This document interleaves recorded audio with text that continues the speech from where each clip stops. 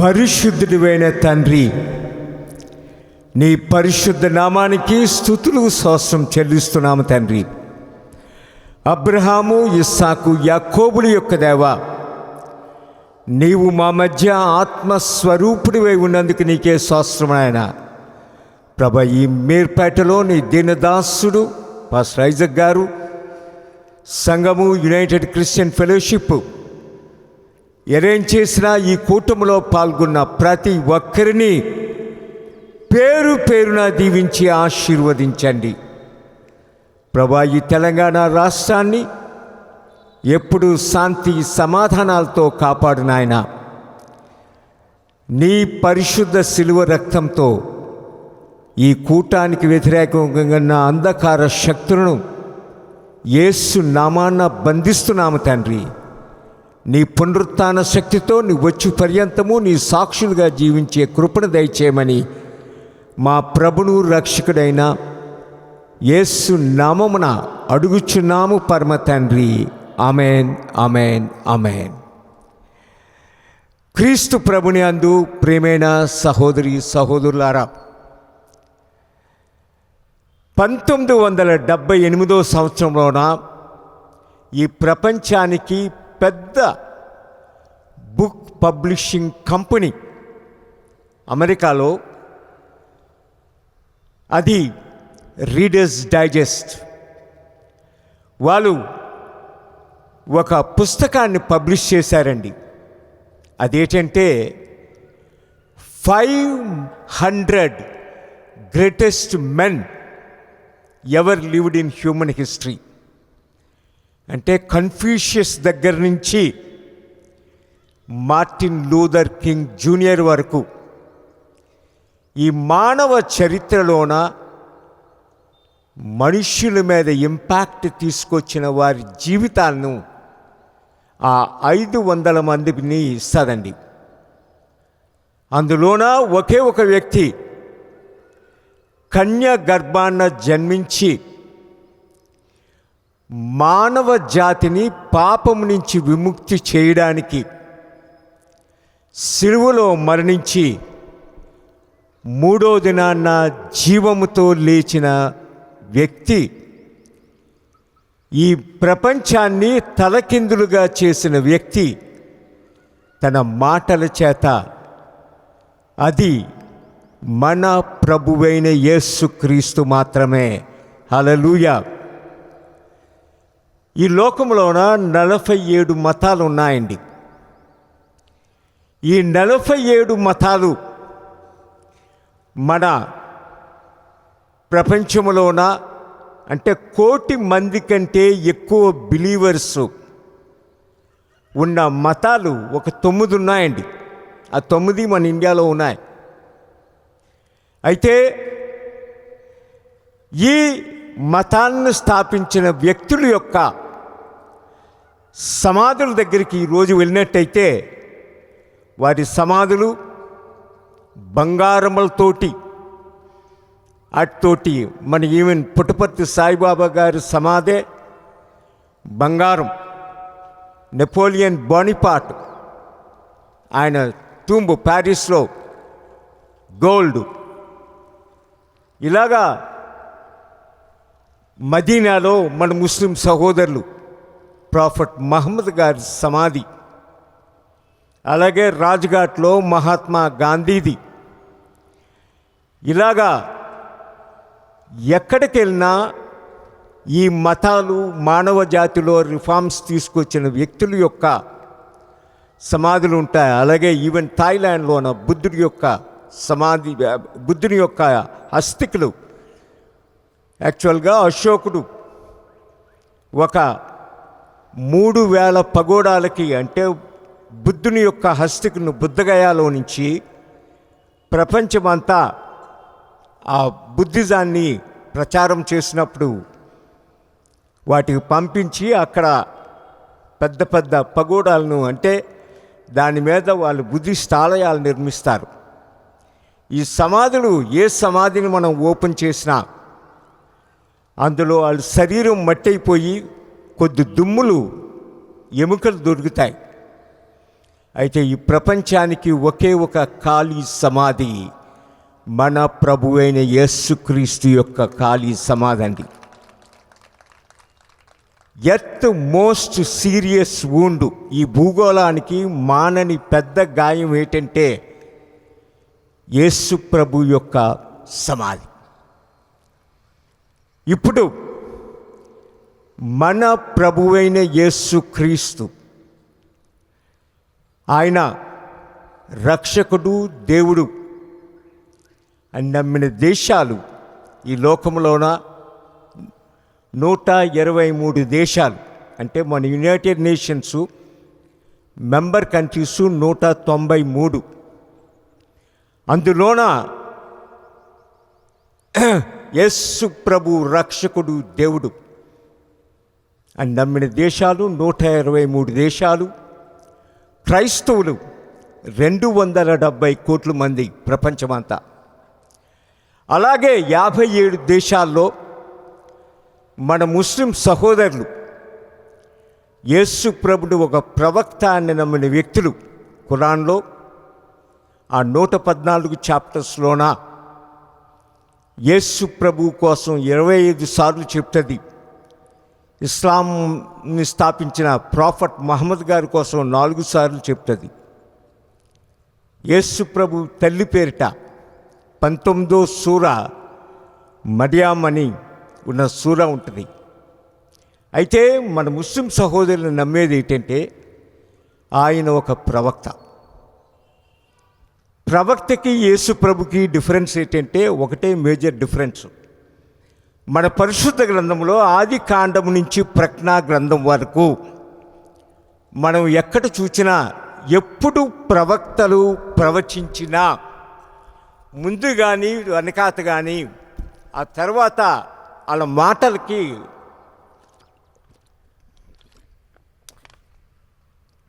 ఇదే యెహోవా వాక్కు అని చెప్తారు. The mouth of the lord has spoken it. ఈ మాట మన పరిశుద్ధ గ్రంథంలోన 3800 సార్లు ఉంటుంది. అయితే ఇక్కడ యేసు ప్రభుకి ప్రవక్తలకి డిఫరెన్స్ ఏంటంటే యాక్చువల్గా యేసు ప్రభు కానీ మిగతా ప్రవక్తలాగా ఇదే యెహోవా వాక్కు అని ప్రీచ్ చేస్తే ఆయన ఇంకా యెరూషలేములో ముసలైపోయి బ్రతుకున్నో. నేను ఈ 15 సంవత్సరాల్లో 157 సార్లు వెళ్ళాను. ప్రతిసారి వెళ్ళి యేసుప్రభుని కలిసి ఉందును, ముసలైపోయిన యేసుప్రభుని. అయితే ఆయన క్రూసిఫై చేయడానికి మెయిన్ కారణం ఏంటంటే ఒకటే ఒక కారణం. మిగతా ప్రవక్తలు చెప్పినట్టు ఆయన ఇదే యెహోవా వాక్ అని ప్రీచ్ చేయకుండా ఐ సే అంటు యు, నిశ్చయముగా నేనే చెప్పుతున్నాను, నేనే I am that I yam. అదే మెయిన్ ప్రాబ్లము. మోషేకి దేవుడు ఆ మండుచున్న పొద్దు దగ్గర, సీనాయి దగ్గర, ఈరోజు మనం ఈజిప్ట్లో ఏషియన్ పార్ట్కి సీనాయి పెనిన్సులాకి వచ్చినట్టయితే సెయింట్ క్యాథరిన్ ఒక మోనస్ట్రీ ఉంటుంది. అది హెలినా కాన్స్టంటైన్ తల్లి 327లో ఆ మోనస్ట్రీని కట్టించింది. తర్వాత 550లో జస్టీనియన్ బైజంటైన్ ఎంపరర్ దాన్ని ఒక పెద్ద మోనస్ట్రీని చేయడానికి కారణం అక్కడ బద్విన్స్ 40 మంది మాంకుల్ని చంపేస్తారు ఒకే రోజున. ఆ మోనస్ట్రీలోన మండుచున్న పొద అంటే 3400 సంవత్సరాల క్రితం దేవుడు మోషేతో మాట్లాడినప్పుడు ఆ పొదలో నుంచే మాట్లాడతారు దేవుడితోటి డైరెక్ట్గా. మన పరిశుద్ధ గ్రంథంలోన ఆది కాండం నుంచి ప్రజ్ఞా గ్రంథం వరకు మనకి 2930 మంది వ్యక్తులు కనబడతారు. ఆదాము, అవ్వ, కైను, హేబేలు, మెతుసెలాబు, మోషే, అబ్రహాము, ఇస్సాకు, ఐజకు, పేతురు, పౌలు ఇలాంటి పేర్లు మనకి 2930 కనబడతాయి. అయితే ఇందులోన ఒకే ఒక వ్యక్తి మల్టీ లీడర్ హ్యూమన్ హిస్టరీలోన యేసు ప్రభును పక్కన పెడితే మోషే లాంటి నాయకుడు ఎక్కడ కనబడరండి. మోషే ఈజిప్టు మొత్తం 30 డైనాసిటీలు అండి. ఫస్ట్ డైనాసిటీ జోషర్ దగ్గర నుంచి ప్రపంచానికి వండర్లు కట్టిన పిరమిడ్స్ 4th డైనాసిటీ. అబ్రహాము సారా ఈజిప్టు వచ్చినప్పుడు 12th డైనాసిటీ. యోసేపు అమ్మబడినప్పుడు 14th డైనాసిటీ. అయితే 19th డైనాసిటీ న్యూ కింగ్డమ్ అంటారు.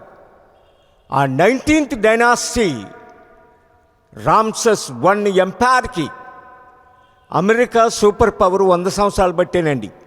అయితే Egypt super power for this world 3000 years. చూసుకోండి, ప్రపంచానికి యాన్సెంట్ వండర్స్, మోడర్న్ వండర్స్ కాదు. Taj Mahal, leaning tower of Pisa, Petra, ఇవన్నీ మోడర్న్ వండర్స్. యాన్సెంట్ వండర్స్లో ఒకటి లేదు, ఒకటే ఉంది, పిరమిడ్స్. 23 లక్షల బ్లాకులు. అలాంటి అదిని 2 మొత్తం ఈజిప్ట్ కట్టింది. పాథియస్ లైట్ హౌస్ అని, ఫారో లైట్ హౌస్. అది 7th సెంచరీలో సీలో ఉంటుంది. కొలాప్స్ అయిపోతే 82లోన ఫ్రెంచ్ ఆర్కియాలజిస్టులు ఆ పీస్లన్నీ పైకి తీశారు. ఈరోజు మనం అలెగ్జాండ్రియా వెళ్ళినట్టయితే అవన్నీ చూడొచ్చు. అలాంటి డైనాసిటీ 19th డైనాసిటీకి a single man stood against an empire. మహాసామ్రాజ్యానికి వ్యతిరేకంగా మోషే ఒక్కడే నిలబడ్డం.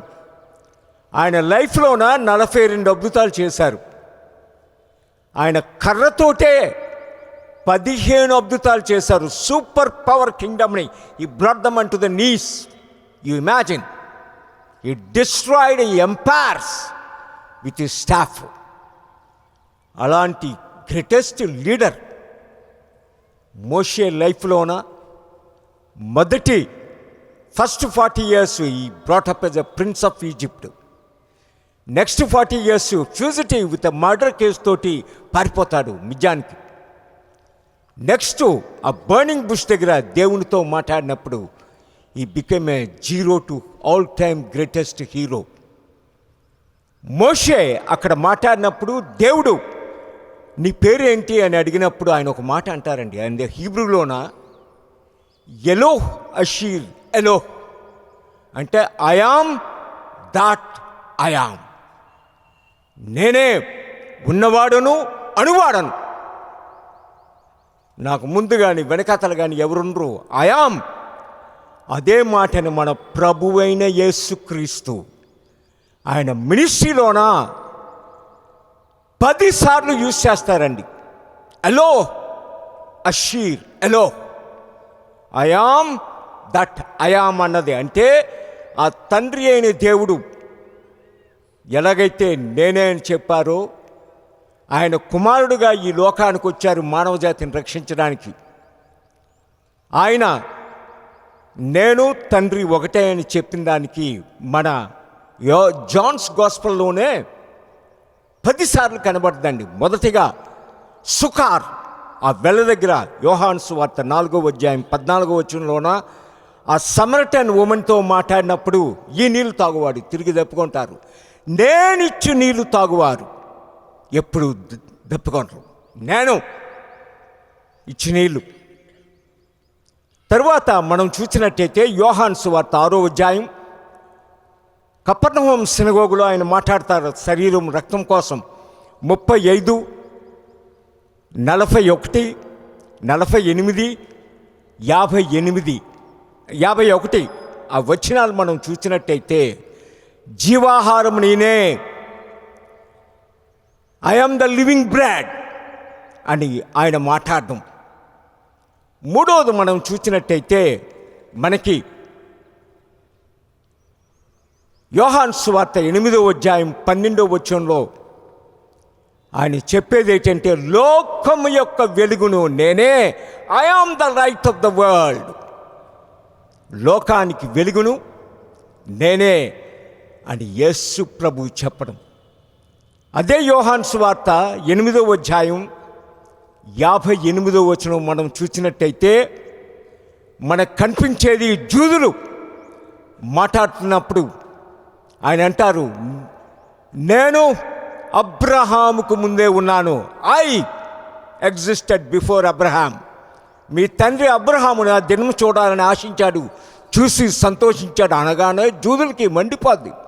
నీకు 50 సంవత్సరాలు కూడా లేవు, నువ్వు అబ్రహాముకంతా ముందే ఉన్నావని రాళ్ళతో కొట్టడానికి చూస్తారు ఆయన మాట చెప్పగానే.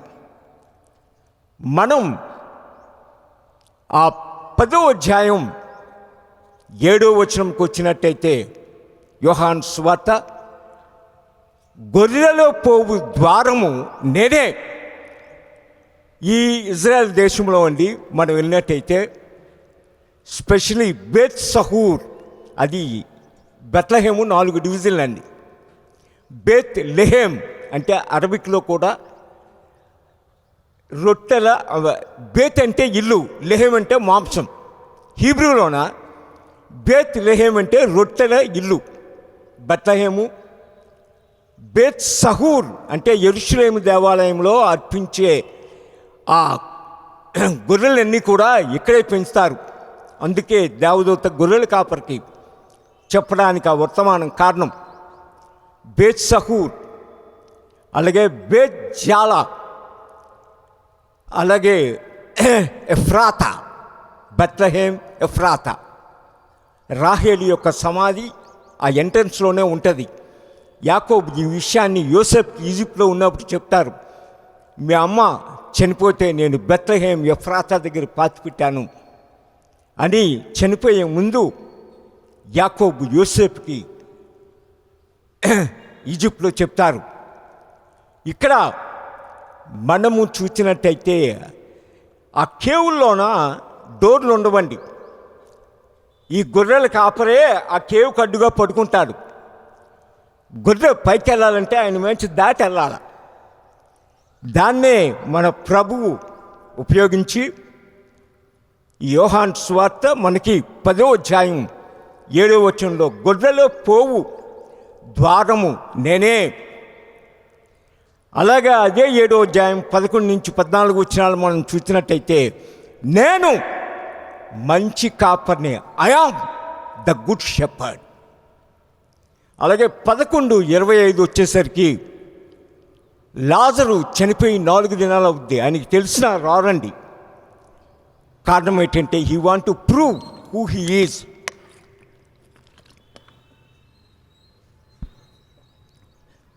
ఆయన ఆ తరువాత యెరికో నుంచి బెతానియాకి ఆల్మోస్ట్ 40 కిలోమీటర్లు.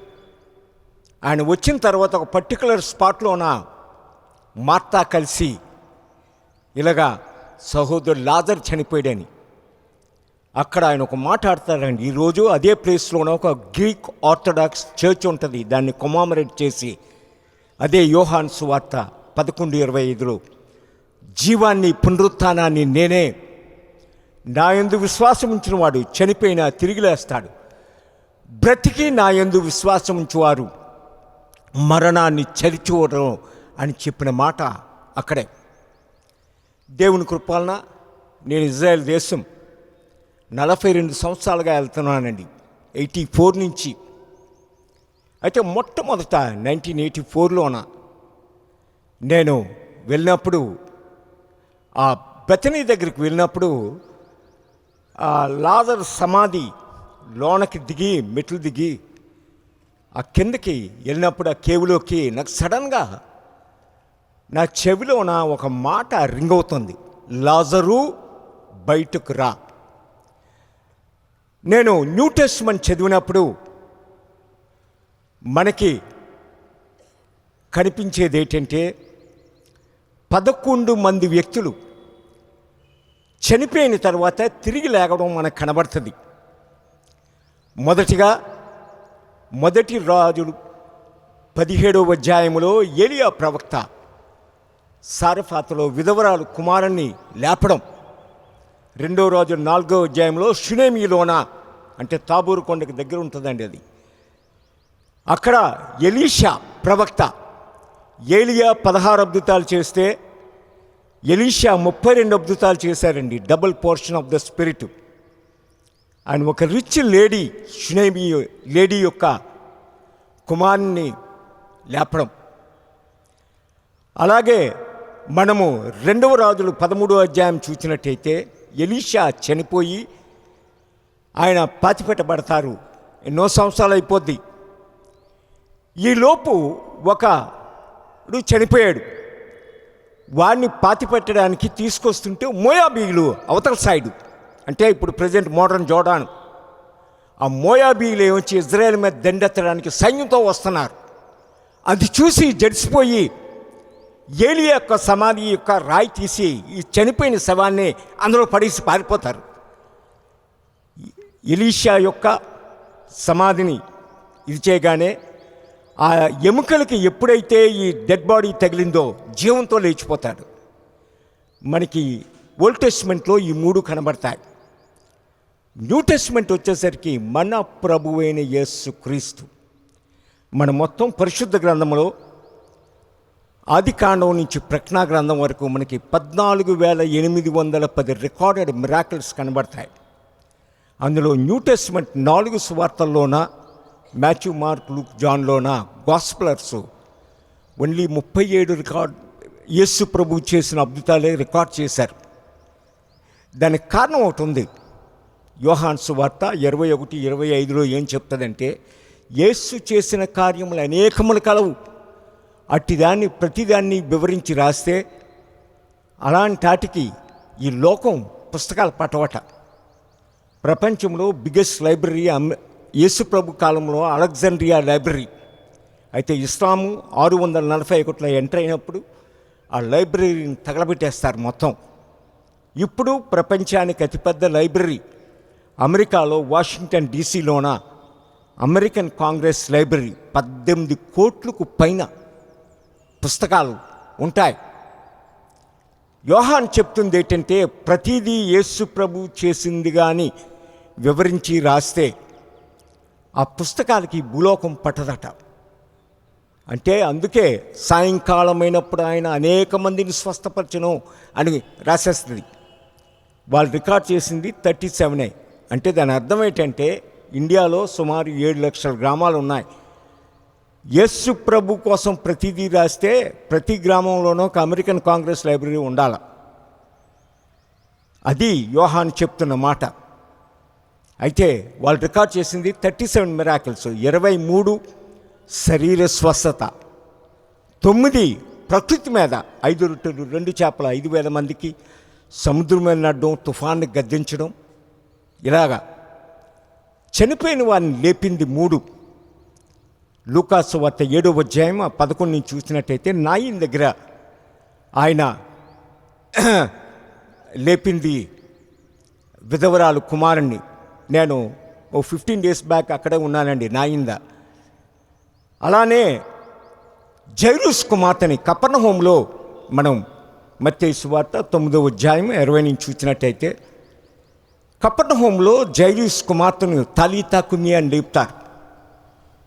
ఇక్కడ యోహాను సువార్త 11:1 మనకు కనిపించేది బెతనీలో లాజర్ను లేపడం. నా డౌట్ అంటే ఏంటంటే, యేసు ప్రభు ఆ నాయిన్లో కానీ ఇక్కడ కపెర్నహూములో జైరూస్ కుమార్తెను కానీ చనిపోయింది లేపినప్పుడు ఆయన పేరు పెట్టి పిలలేదండి ఎవరిని.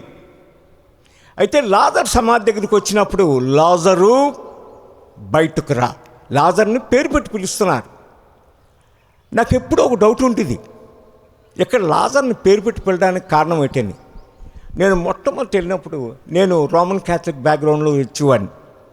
మా కజిన్ పెద్దమ్మ కొడుకు ఆర్చ్ బిషప్, ఆయన పోప్ జాన్ పాల్తో 18 సంవత్సరాలు ఉంది. ఆయన ఫారిన్ లాంగ్వేజెసే 14 మాట్లాడేవాడు. ఆయన దగ్గర నుంచి ఒక లెటర్ తీసుకొని వెళ్ళాను. ఎందుకంటే హోలీ ల్యాండ్ అంతా controlled by the Catholic church, తర్వాత గ్రీక్ ఆర్థడాక్స్, ఈ రెండే. వెళ్ళినప్పుడు నేను ఆ లాజర్ సమాధి దగ్గరికి వచ్చినప్పుడు నా చెవిలో నా లాజరు బయటకు రా అనగానే పైకి వచ్చాను. వచ్చి నేను ఫ్రాన్సిస్కన్ ఆర్కియలాజికల్ ఆఫీసు దమాస్కస్ గేట్ అని ఉంటుంది యెరూషలేంలో, అక్కడ ఉంటుంది. అక్కడికి వెళ్ళి ఒక ఫాదర్కి నేను అడిగాను, బెతనీ యొక్క ఓల్డ్ ఫొటోస్ ఒక 150 years 100 years బ్యాక్ ఉన్నాయా అని. ఆయన మీకెందుకని అడిగాడు. No, I came for research, మా బ్రదరు ఈ లెటర్ ఇచ్చారు మీకు ఇవ్వమని ఆ లెటర్ ఇచ్చాను. నన్ను కూర్చోబెట్టి ఒక హాఫ్ అన్ అవర్ తర్వాత ఒక పెద్ద ఫైల్ పట్టుకుని ఇచ్చాడు. ఆ ఫైల్ చూడగానే నాకు మర్చిపోయింది. అప్పుడు నాకు బోధపడ్డది, ఎందుకు ఆ బెతనీలో లాజర్ సమాధి ముందు లాజర్ని పేరు పెట్టి పిలవడానికి కారణం ఏంటంటే, లాజర్ని ఎక్కడైతే సమాధి చేశారో ఈరోజు ఆ మోడర్న్ బిల్డింగ్స్ అన్నీ పూర్తిగా టోటలీ కాంక్రీట్ జంగిల్. అయితే జస్ట్ 100 years బ్యాక్ ఆ ఏరియా అంతా సెమెట్రీ, సమాధులు. ఇక్కడ ఎందుకంటే యోహాను సువార్త 5వ అధ్యాయం 25వ వచనం మనకేం చెప్తుందంటే, మృతులు దేవుని కుమారుని శబ్దం వినే సమయం వస్తుంది, ఆ విన్నవారందరూ జీవంతో లేస్తారట. ఇక్కడ యేసు ప్రభు గాని లాజర్ను పేరు పెట్టకంట బయటకు రా అంటే ఆ ఏరియాలో సచిన సమాధులన్నీ కూడా తెరిచిపోయి పైకి వచ్చేస్తారు. పెద్ద కయాస్ అయిపోద్ది. అందుకే యేసు ప్రభు 4 రోజుల తర్వాత, అంటే బాడీ డీకంపోజ్ అయిపోద్ది, అంటే మసిల్స్ అన్నీ డిస్మాంటిల్ అయిపోతాయి, హెయిర్ పడిపోద్ది, గోర్లు పడిపోతాయి. అలాంటి డీకంపోజ్డ్ బాడీని యేసు ప్రభు ఒకే మాట చేత లేపుతారండి. ఆయన హ్యూమన్ హిస్టరీలోన ఆయన చేసిన అద్భుతాలు ఏ వ్యక్తి చేయలేదు, చేయలేరు. అక్కడే ఆయన చెప్తారు, లాజరు బయటకు రా. అక్కడ ఆ బెతనీలోనే ఎంటర్ అయ్యే ముందే యోహాను సువార్త 11:25 మార్తాతో ఆయన పలికిన మాటలు, జీవాన్ని పునరుత్థానాన్ని నేనే, నా యందు విశ్వాసం ఉంచిన వాడు చనిపోయినా తిరిగి లేస్తాడు, బ్రతికి నా యందు విశ్వాసం ఉంచేవాడు మరణాన్ని చవిచూడని.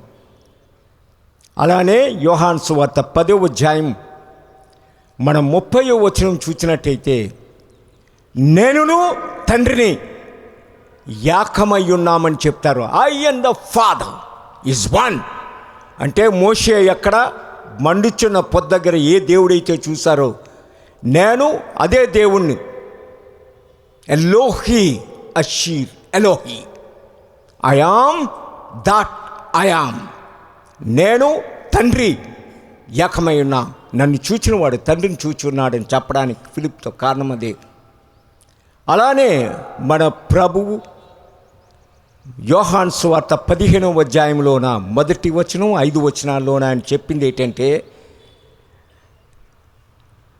నేనే నిజమైన ద్రాక్షవల్లిని, I am the true vine అని చెప్పడానికి కారణం.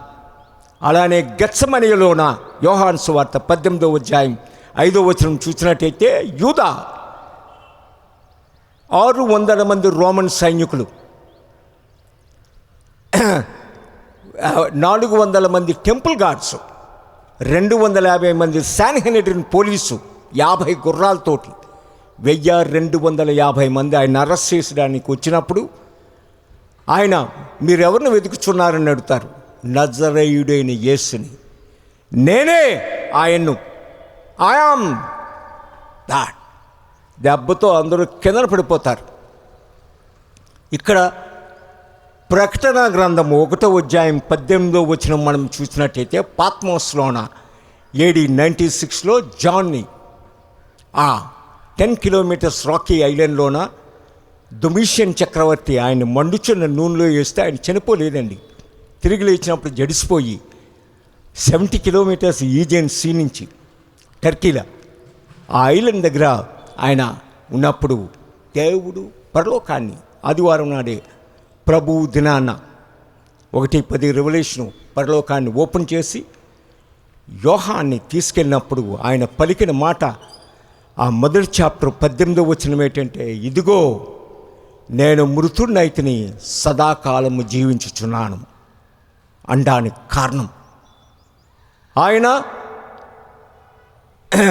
మృతుని కానీ సదాకాలము జీవిస్తున్నాను, పాతాళముల యొక్కయు మరణము యొక్కయు తాళపు చెవులు నా వద్దనున్నవి, behold I have the keys of Hades and death.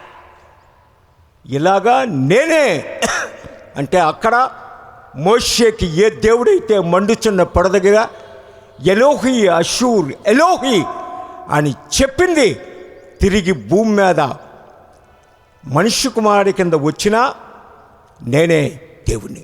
అందుకే యోహాను సువార్త రాసినప్పుడు ఆ మొదటి అధ్యాయం మొదటి వచనంలో ఆదిలో వాక్యముండెను, వాక్యము దేవుడే ఉండెను, ఆ వాక్యము దేవుని దగ్గర ఉందని అర్థం. అలాగే 14వ వచనంలో ఆ వాక్యము శరీరధారి అయి కృపా సత్య సంపూర్ణుడుగా మన మధ్య నివసించెను. యేసు ప్రభు ఒక్కడే హ్యూమన్ హిస్టరీలోన తన సొంత మతం మీద తిరుగుబడిన వ్యక్తి ఎవరు లేరండి. ఈ లోకానికి మొదటి కమ్యూనిస్ట్ ఆయనే. ఆయన ఉన్నదంతా ప్రజలు ఆయన పేరుతోటి సమస్తాన్ని అమ్మి అపోస్తుల పాదాల దగ్గర పెట్టి సముష్టిగా జీవించారు. కిబుట్జ్ సిస్టాన్ని కనిపెట్టింది ఆయనే, కోఆపరేటివ్ సిస్టాన్ని కనిపెట్టింది ఆయనే, అందరూ కలిసి సమక్షంగా జీవించడానికి. యేసు ప్రభు తన మతం మీద తిరగబడి కొత్త మతాన్ని స్థాపించలేదండి. Christianity not a religion, relationship with Christ. రిలీజన్కి క్రిస్టియానిటీకి డిఫరెన్స్ ఏంటంటే సింగిల్ డిఫరెన్స్ అండి. రిలీజియన్లోన మతంలోన దేవుడు మనుష్యుడు దేవుణ్ణి వెతుకుతాడు. అంటే మతం అంటే ఏంటంటే చీకటి గదిలో పిల్లి లేనప్పుడు నల్ల పిల్లి కోసం ఎతకడమే మతం. Searching a black cat in a dark room when there is no cat is a religion. మతం అంటే మనిషి దేవుణ్ణి వెతుకుతాడు. అయితే క్రిస్టియానిటీలో మనిషి దేవుణ్ణి వెతకడండి. 2026 సంవత్సరాల క్రితం నశించిన దాన్ని వెతికి రక్షించడానికి మనుష్య కుమారుడు వచ్చి ఉన్నాడు. దేవుడే మనిషిని వెతుక్కొని వచ్చారండి ఈ లోకానికి. రిలీజన్కి క్రిస్టియానిటీకి డిఫరెన్సు. మతంలోన రక్తం భక్తుల దగ్గర నుంచి దేవుడికి పారుతుందండి. ఏ మతమైనా, మన హిందూ మతంలో టెంపుల్స్ యూజ్ చేసినప్పుడు రాత్రి అంతా గొర్రెల్ని మేకల్ని బలిస్తారు, ఈవెన్ గోవుల్ని. అయితే మక్కా హజ్ టైంలోన మోర్ దెన్ 3 లక్షల గొర్రెలు, మేకలు, ఒంటెలు ఇలాంటివన్నీ కూడా బలిస్తారు. మతంలోన రక్తం భక్తుల దగ్గర నుంచి దేవునికి వెళ్తుందండి. అయితే క్రిస్టియానిటీలో రక్తం దేవుడి దగ్గర నుంచి మనిషి మీదకు, పాపి మీదకు వస్తుందండి. అందుకే మొదటి యోహాను 1వ అధ్యాయం 7 నుంచి 9 వచనాలు మనకేమంటే చెప్తుంది, మనము మన పాపములను ఒప్పుకొన్న ఎడల ఆయన నమ్మదగిన వాడు, నీతిమంతుడు కనుక సమస్త దుర్నీతి నుంచి మనల్ని విడుదల చేస్తుంది. పరిశుద్ధ గ్రంథం 370 రకాల పాపాల కోసం మాట్లాడుతుందండి. అప్పుడు ఆయన కుమారుడైన యేసు రక్తము ప్రతి పాపమును కడిగి పవిత్రంగా చేస్తుంది. క్రిస్టియానిటీలో రక్తం కల్వరి శిలువ నుంచి, యేసు ప్రభు ప్రాణత్యాగం నుంచి కాని రక్తం ఆయన నమ్మిన వారి మీద పడి ఆ పాపాలన్నీ శుద్ధి చేసేస్తుందండి. అందుకే ఐజయ్యా 1:18లోన మీ పాపములు కెంపు వలె ఎర్రమైన గొడ్డబొచ్చు వలె తెల్లమవుతాయి, క్రిమ్సన్ రెడ్ ఉన్న నీ పాపాలు హిమంలాగా తెల్లవవుతానడానికి కారణం. ప్రేమైన సహోదరుడి సహోదరులారా, Christianity not a religion, relation with Christ. Current సోకాలంటే ప్లగ్లోన సాకెట్ పెడితే కరెంట్ వస్తుంది. అలాంటి రిలేషన్షిప్పు క్రీస్తు ప్రభుతోటి ఎవరికైతే ఉంటుందో వాళ్ళ సమస్త పాపాలు కడగబడతాయి, రక్షించబడతారు, జీవగ్రంథములో వాళ్ళ పేరు రాయబడుతుంది. అయితే మతములోన ఒక మొత్తమంది ఉంటుందండి. మతం ఏంటంటే మనిషిని సాటిస్ఫై చేస్తుంది, ఆత్మను చంపేస్తుంది. ఉదాహరణకి అమెజాన్ జంగిల్స్లోన ఒక ఆకు ఉంటుందండి, ఎవడైనా వేటకెళ్ళి తప్పిపోయాడనుకో ఆ జంగిల్లోన, వాడు ఆకలితో చచ్చిపోకుంటానా ఆ ఆకు తీసి నాలుక మీద పెట్టుకుంటే మన హైదరాబాద్ బిర్యానీ కడుపు నిండా తినేసినట్టు సాటిస్ఫై వచ్చేస్తుంది. అడికి ఆకలి ఇది. బ్రేక్ఫాస్ట్ ఒక ఆకు, లంచ్ ఒక ఆకు, డిన్నర్ ఒక ఆకు పెట్టుకుంటే all the time happy, stomach full, ఆకలి ఇది. అయితే సరిగ్గా 12వ రోజున వాడు బకెట్ అనేస్తాడండి. ఎందుకంటే మానవ శరీరం న్యూట్రిషన్స్ లేకుండా 12 రోజులే సర్వైవ్ అవుతుంది. ఆ తర్వాత సిస్టమ్స్ అన్నీ ఫెయిల్ అయిపోతాయి. ఎందుకంటే పోషక పదార్థాలు ఉండవు, బ్రెయిన్ పనిచేయదు, ఏమి పనిచేయవు, చచ్చిపోతాడు. అలాగా మతం అందులో ఉన్న రిచువల్స్ మన సంతోషపడుతుంది. తెల్లవారు లేచి చల్లని స్నానం చేసి ఇసురుకొని చెప్పులు లేకుండా నడుచుకొని దొర్లుకొని కొట్టుకొని కోసుకొని ఈ రకరకాల మతాల్లో రకరకాల రిచువల్స్ అన్నీ కూడా వారిని సాటిస్ఫై చేస్తాయి. అందుకు దాన్ని విడిచి పైకి రాలేరు.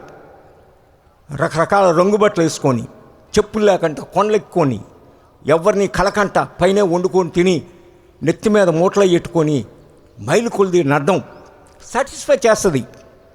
అయితే ఆత్మని చంపేస్తుంది.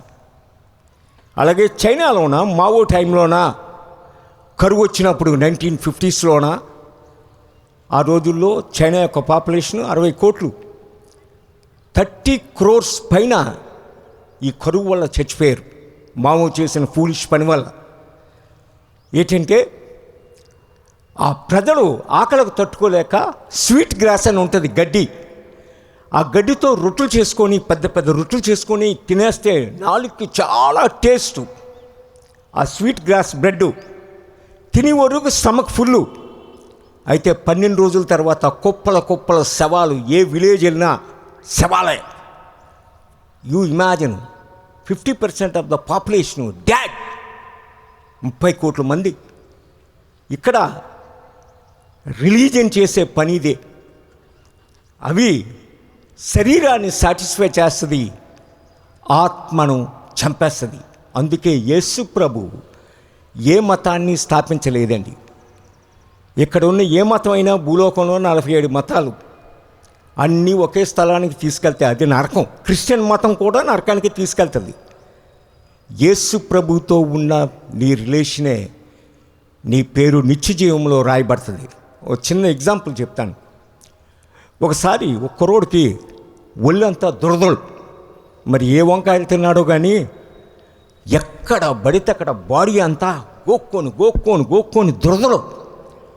ఒక డెర్మటాలజిస్టు డాక్టర్ గారి దగ్గరికి వెళ్తాడు, చర్మ స్పెషలిస్ట్ దగ్గరికి వెళ్ళి, డాక్టర్ గారు నా పరిస్థితి ఇది, భయంకరమైన దురదలు ఒళ్ళంతాన, అందుకు నాకు ఏదైనా మంది అంటే డాక్టర్ టెస్ట్ చేసి, ఓకే నీకు 1 వీక్కి ఒక మెడిసిన్ ఇస్తున్నాను, ఆ మెడిసిన్ వేసుకో, నీ దురదలు సెట్ అయిపోతాయి అన్నాడు.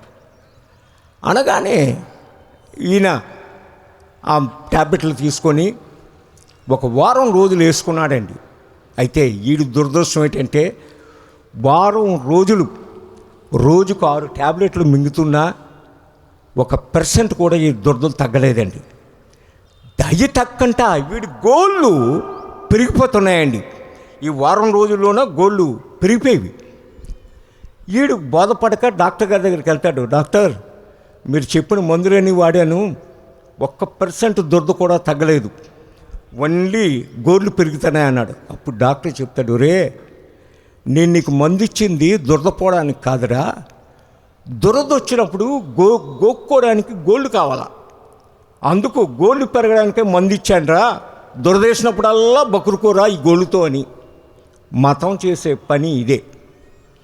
బకురుకోవడానికి కావలసిన రిచువల్స్, కావలసిన మూఢనమ్మకాలు మతాలలో ఉంటాయి. అందుకే యేసు ప్రభు ఏ మతాన్ని స్థాపించలేదు. యోహాను సువార్త 14:6 అందుకే నేనే మార్గాన్ని, జీవాన్ని, సత్యాన్ని, నా ద్వారా తప్ప ఎవరు తండ్రి యొద్దకు రాలేరని. ప్రేమైన సహోదరి సహోదరులారా, యేసు ప్రభు యొక్క ఆయన పునరుత్థానం అనేది ఇది కాకమ్మ కథలో కాక్ అండ్ బుల్ స్టోరీస్ కాదండి. హిస్టారికల్గా, ఆర్కలాజికల్గా, సైంటిఫిక్గా ప్రూవ్ చేయబడిన ట్రూత్ అండి ఇది.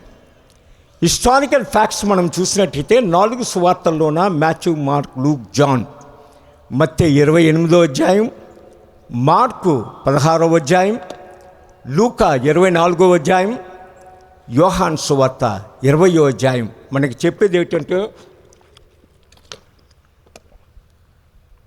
యేసు ప్రభు 3వ దినాన సమాధిలో నుంచి మరణాన్ని జయించి తిరిగి లేచారని. ఇక్కడ మనము చూసినట్టయితే మనకు కనిపించేది ఆయన సమాధి చేసింది, ఆయన లైఫ్ ఎలాంటిదంటే he's born from virgin womb, కన్య గర్భం నుంచి జన్మించారు, కన్య సమాధిలోనే పెట్టబడ్డారు. కొత్త సమాధి, nobody put before. He born from virgin womb, buried in a virgin tomb. He born in a borrowed cave, బెత్లెహేములో కేవ్ ఆయనది కాదు. Buried in a borrowed grave, ఈ గ్రేవ్ కూడా ఆయనది కాదు. అరిమతయి యోసేపు రిచ్ మ్యాన్, మదర్ మేరీ యొక్క రిలేషన్. యెరూషలేంకు 40 కిలోమీటర్ నార్త్లోన అరిమతయి ఉంటుంది. ఈ అరిమతయి యోసేపు ఆయన కొత్తగా తొలిపించుకున్న 17 అడుగులు పొడుగు, 7 అడుగులు వెడల్పు, 5 అడుగులు ఎత్తు 2 ఛాంబర్లు, ఆ కొత్త సింగిల్ రాక్లో తొలిపించుకున్న సమాధిని మన ప్రభుకిస్తారు.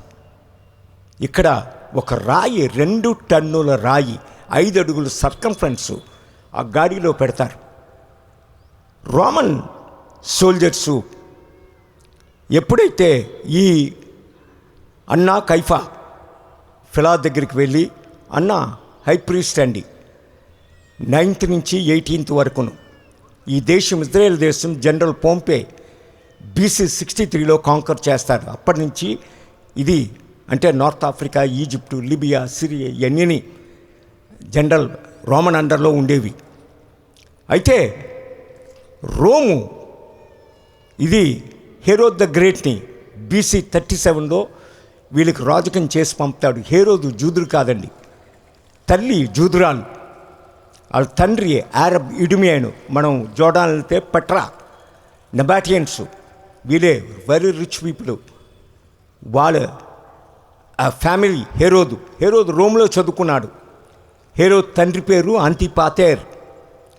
అయితే హెరోదు పెద్ద ప్రాబ్లం ఏంటంటే is a paranoid, top builder. హెరోదు కట్టిన కట్టడాలు చూస్తే మనకు మతిపోతుంది. 1000 సంవత్సరాల క్రితం టెంపుల్ని, జెరూసలేం దేవాలయంనే వాడు కట్టింది BC 20 నుంచి కట్టడం స్టార్ట్ చేస్తాడు. Massive temple. ఇలాంటి ఈ హెరోదు వీళ్ళు టైంలోన రోమన్లో హై ప్రీస్ట్ పదవి ఎవడో ఎక్కువ డబ్బులు ఇస్తే ఆడికే ఇచ్చేవారు. మన తిరుపతికి టెంపుల్కి అఫీషియల్గా 35 మంది ప్రీస్టులే. అయితే 2000 సంవత్సరాల క్రితం యెరూషలేము దేవాలయానికి 7,900 మంది ప్రీస్టులు, 9,300 మంది లీవైట్స్ హెల్ప్ చేయడానికి, 10,000 వర్కర్స్. అంత మాసివ్ టెంపుల్. అలాంటిది ఇక్కడ మనము చూసినట్టయితే అన్న హై ప్రీస్టు 9 నుంచి 18 వరకు, అండాకి 9 కొడుకులు, ఒకే ఒక కూతురు జోసెఫ్ కైఫాస్కి ఇస్తాడు, కయాఫాకి. 18 నుంచి 36 వరకు ఏడి కైఫా హై ప్రీస్టు. పొంచస్ పిలాతు AD 26 నుంచి 36 వరకు రోమన్ గవర్నర్. ఆ టైంలోన వీళ్ళు గొప్పతనం ఏంటంటే రోమన్లతో మంచి రిలేషన్స్. రోమన్లు cannot tolerate 2 things, civil disorder, they cannot talk. అలాగే ట్యాక్సులు పే చేయడం ఎవడైనా లేకపోతే ఒప్పుకోరు.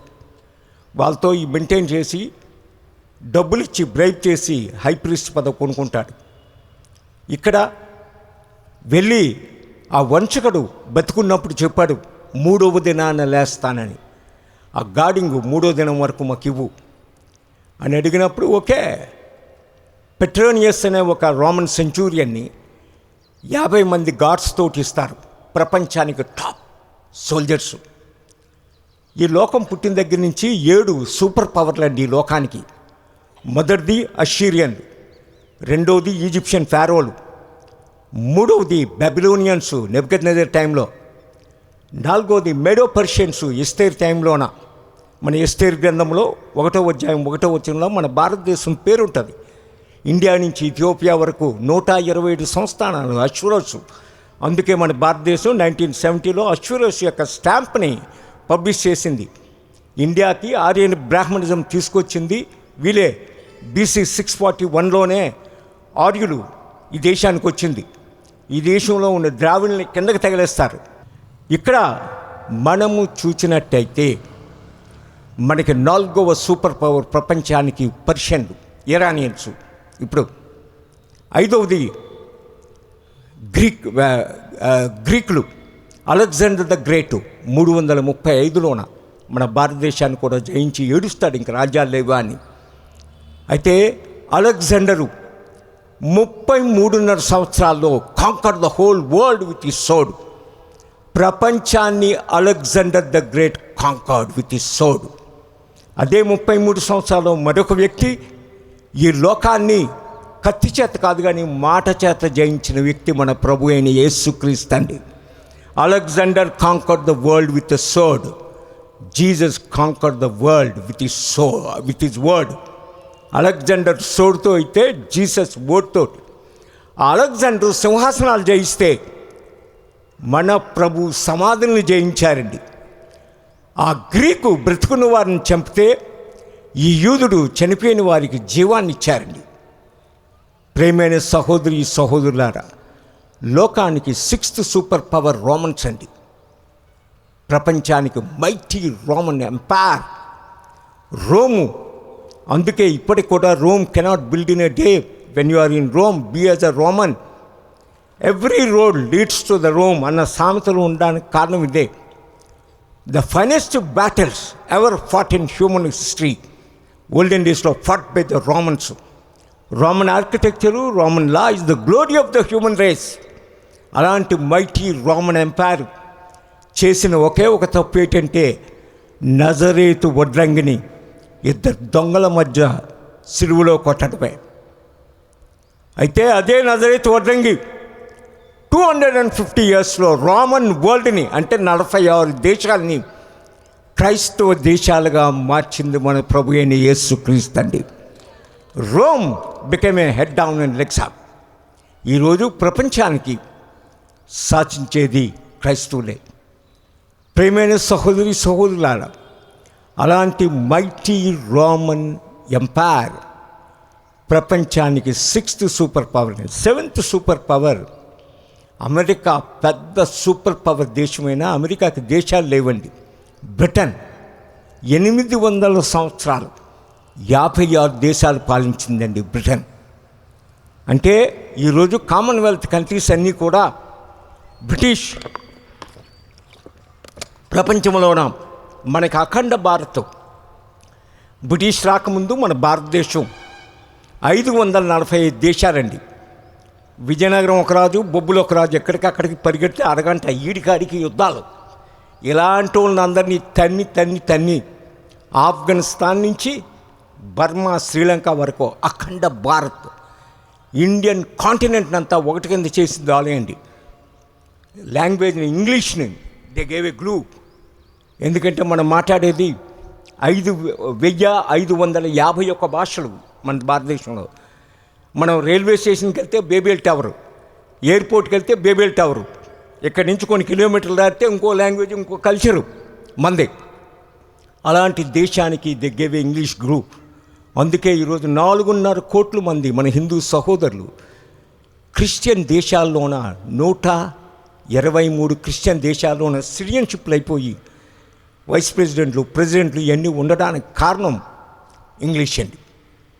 ప్రపంచానికి 2nd biggest English speaking country మంది. మనం 300 కోట్ల మంది can read, right and speak English. మన అడ్మినిస్ట్రేటివ్ లాంగ్వేజే ఇంగ్లీషు. సో ఇక్కడ దీనికి కారణం ప్రభువైన యేసుక్రీస్తు అండి. ప్రేమైన సహోదరి సహోదరులారా, మనము చూసినట్టయితే యేసు ప్రభు యొక్క పునరుత్థానం ఈ లోక చరిత్రని కిందకి తిరిగేసి రాసిందండి. మనం హిస్టారికల్గా చూసినట్టయితే మన ప్రభువు తిరిగిన ప్రతి ప్రాంతం మన పరిశుద్ధ గ్రంథములోన 1552 స్థలాల పేర్లు ఉంటాయండి. ఆది కాండం నుంచి ప్రకటన గ్రంథం వరకు ఈ పేర్లు ఉన్న పట్టణాలు, ప్రాంతాలు 40 దేశాల్లో ఉన్నాయి.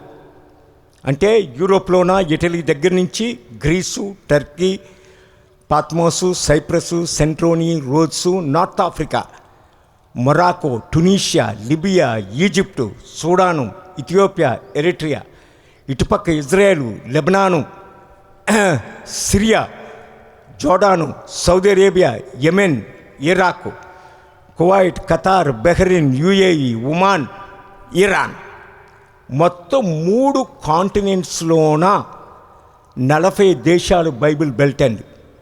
నేను 1984 నుంచి ఈ దేశాలన్నీ రీసెర్చ్ కోసం వెళ్ళేవాడిని. నేను నమ్మేవాడిని కాదు బైబిల్ని, ఏదో కాకన్బుల్ స్టోరీ అనుకునేవాడిని.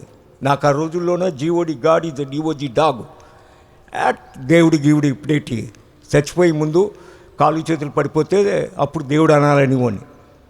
అయితే ఏ ప్రాంతానికి వెళ్ళినా ఈ ప్రపంచంలోన తవ్వితే బైబిల్ చెప్పినవే కనబడతాయి.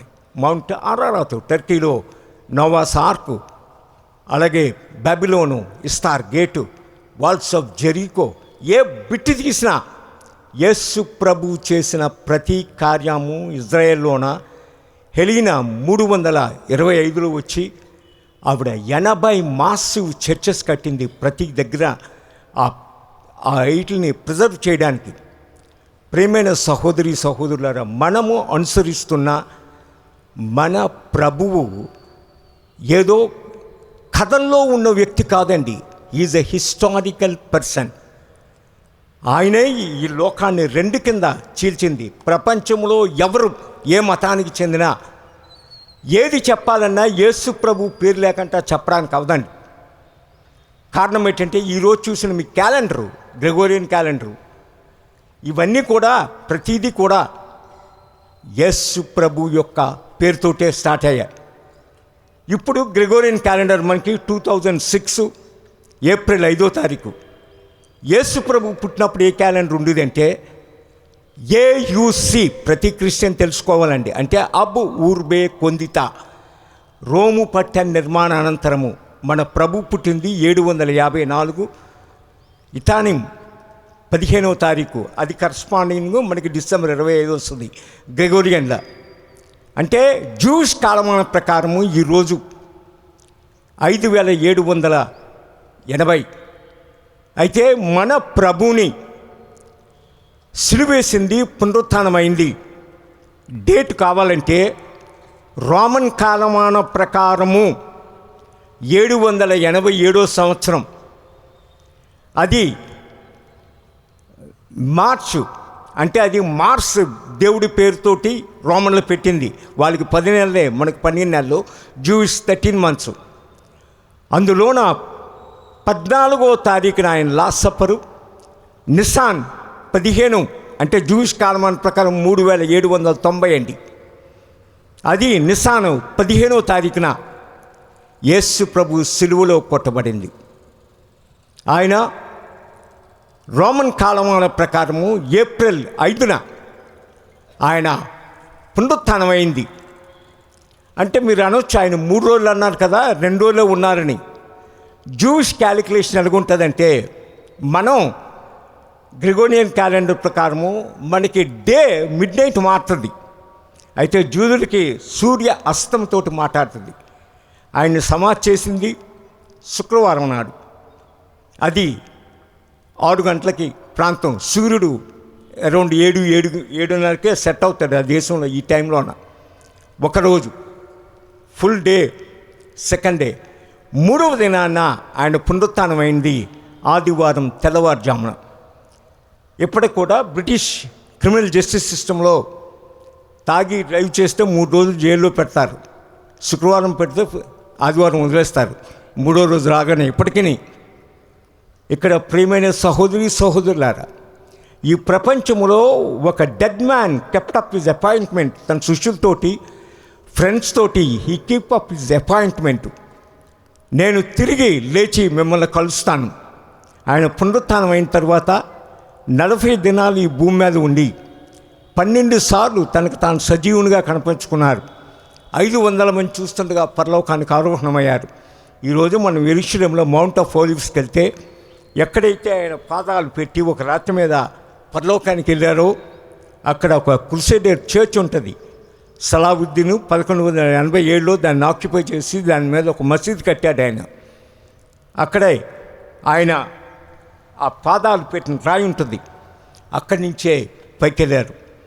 అందుకే మనకి అపోస్తల కార్యాలు 1వ అధ్యాయంలో మనకు కనిపించేది ఏంటంటే 11వ వచనంలోన వీరు ఆశ్చర్యంతో చూస్తున్నప్పుడు 2 దేవదూతలు దిగి, గలిలయలారా ఎందుకు చూస్తున్నారు? ఆయన ఏ రీతిగా వెళ్ళారో అదే రీతిగా తిరిగి వస్తారు, అదే స్పాట్కి.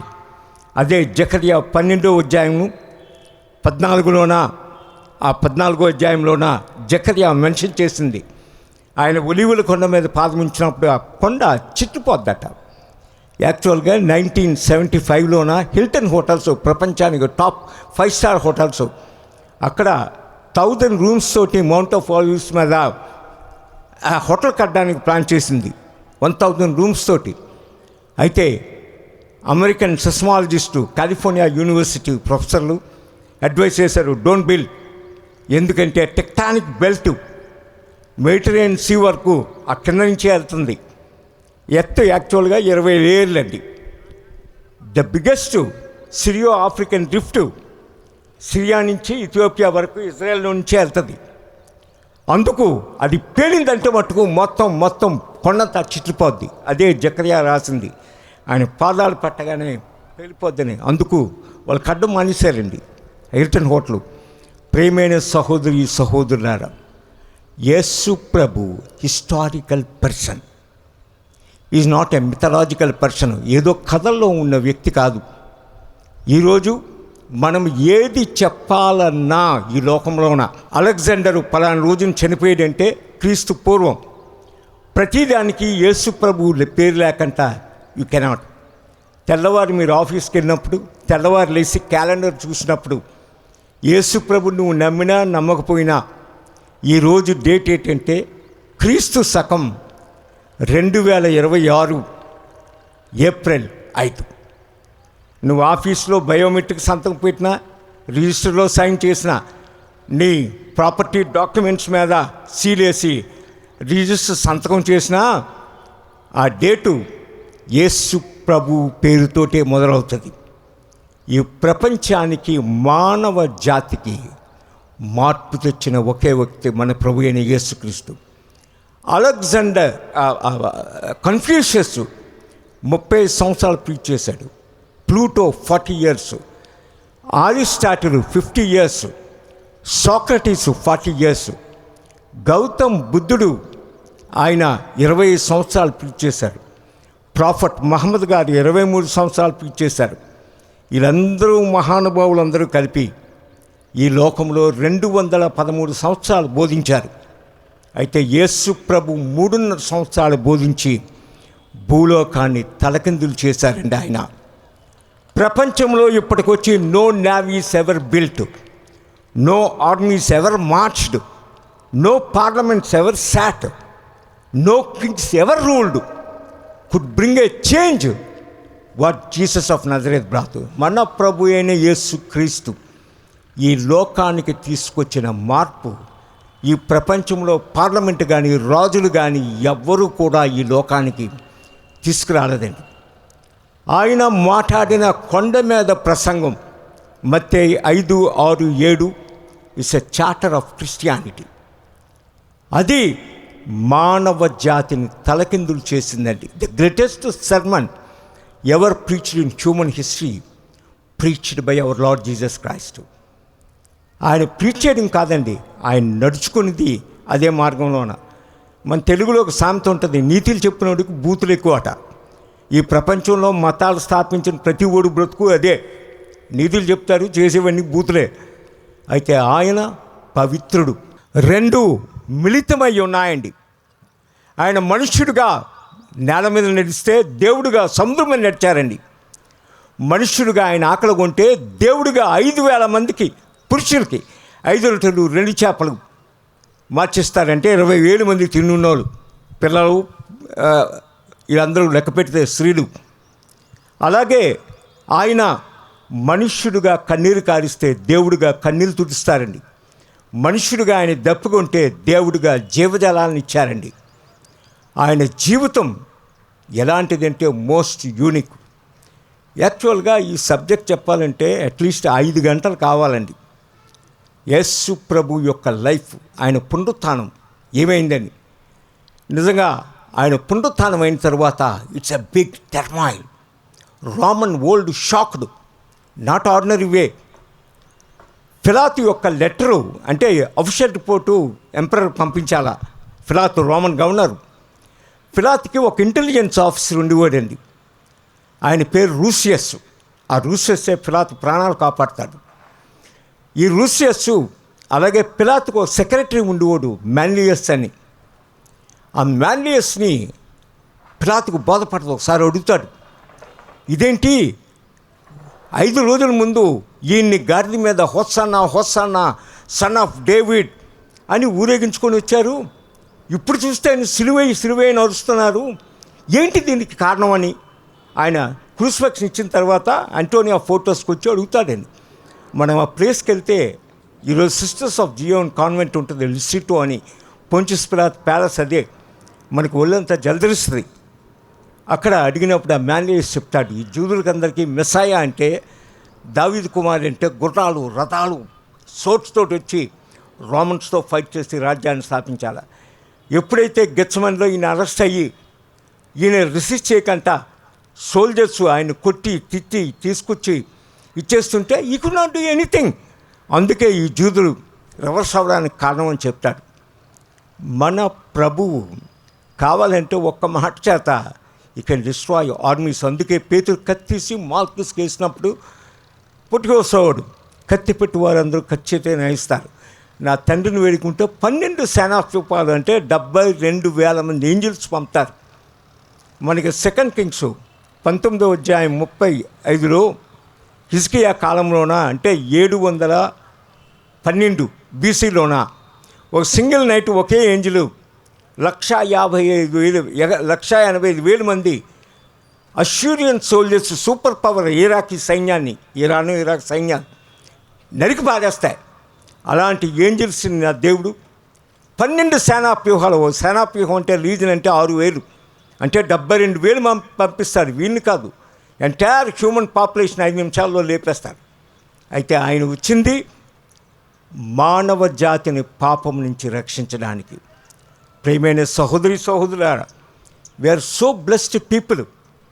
మన యేసు ప్రభు పునరుత్థానము కాక్ అండ్ బుల్ స్టోరీ కాదు, ఇది హిస్టారికల్ ఇన్సిడెంట్. ప్రపంచాన్ని 2 ముక్కలు చేసింది. Earth most serious wound empty tube of Christ. అమెరికాలోన ఒక నాస్తికుడు ఉండేవాడండి. ఆడి పేరు ఇంజర్సోల్. ఇంజర్సోల్ పేరు మీద బోల్డ్ కంపెనీలు ఉన్నాయి. ఈ ఇంజర్సోలు మహాభయంకరమైన నాస్తికుడు. ఆడి పేరు చెప్తేనే ఒరిగిపోతారు. ఒకరోజు ఈస్టర్ రోజునే ఆడు చికాగో నుంచి, ఆడు ఉండే చికాగో, ఆ రోజుల్లో ప్లేన్లు లేవు, ట్రైన్ల మీద వస్తున్నాడు. వస్తుంటే ఒక పాస్టర్ గారు తెల్ల బట్టలు వేసుకొని బైబిల్ పట్టుకొని అక్కడ కూర్చొని ఉన్నారు. ఆయన చర్చ్ సర్వీస్కి వెళ్తున్నాడు. వెళ్ళగానే ఇంజర్సోల్కి ఆ రోజు హైదరాబాద్ బిర్యానీ దొరికినంత సంతోషం. కారణం ఏంటంటే దొరికాడు ఒక పాస్టర్, ఈరోజు వీడికి తొక్క తీసేద్దాం, ఈస్టర్ని బయలుదేరాడు అని చెప్పి దగ్గరికి వచ్చి, పాస్టర్ నీ యేసు ప్రభు ఈ చికాగో పట్టణానికి ఏమైనా మేలు చేశాడా అని అడిగాడు. అనగానే ఆ పాస్టర్, అమ్మ ఈడేటర్ నన్ను అడుగుతాడని జడిసిపోయి నోరిప్పకంట ఉన్నారు. మన పాస్టర్లు చాలామంది 99% నోరిప్పరండి, గొర్రెలాగే. ఎవడు అడిగినా సమాధానం చెప్పరు.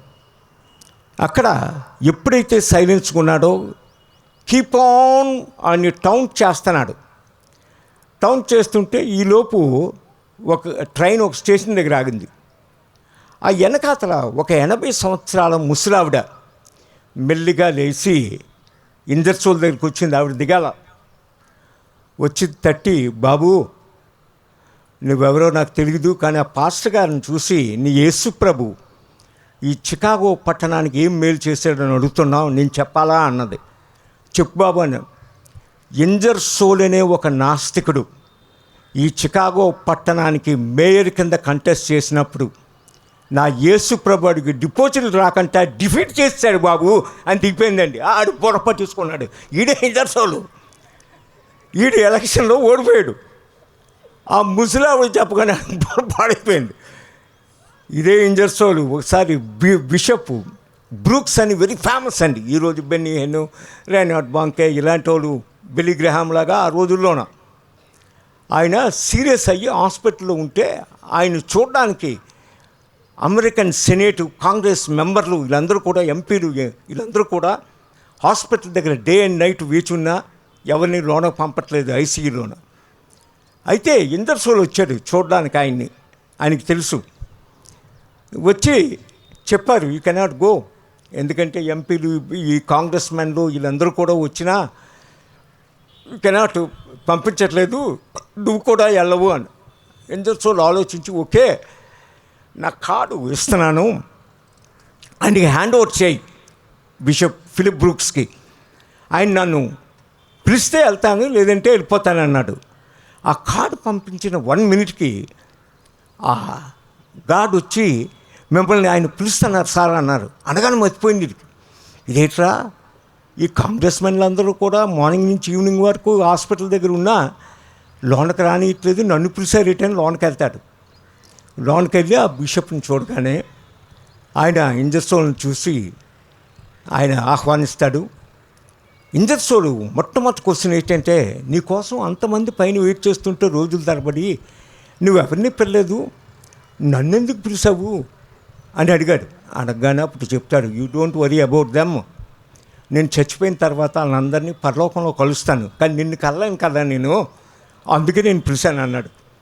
ఆడు మతిపోద్ది. అయితే అదే ఇంజర్సోలు చనిపోయే ముందు యేసు ప్రభుని అంగీకరించి అంటాడు, you are a Galilean, you conquered the world.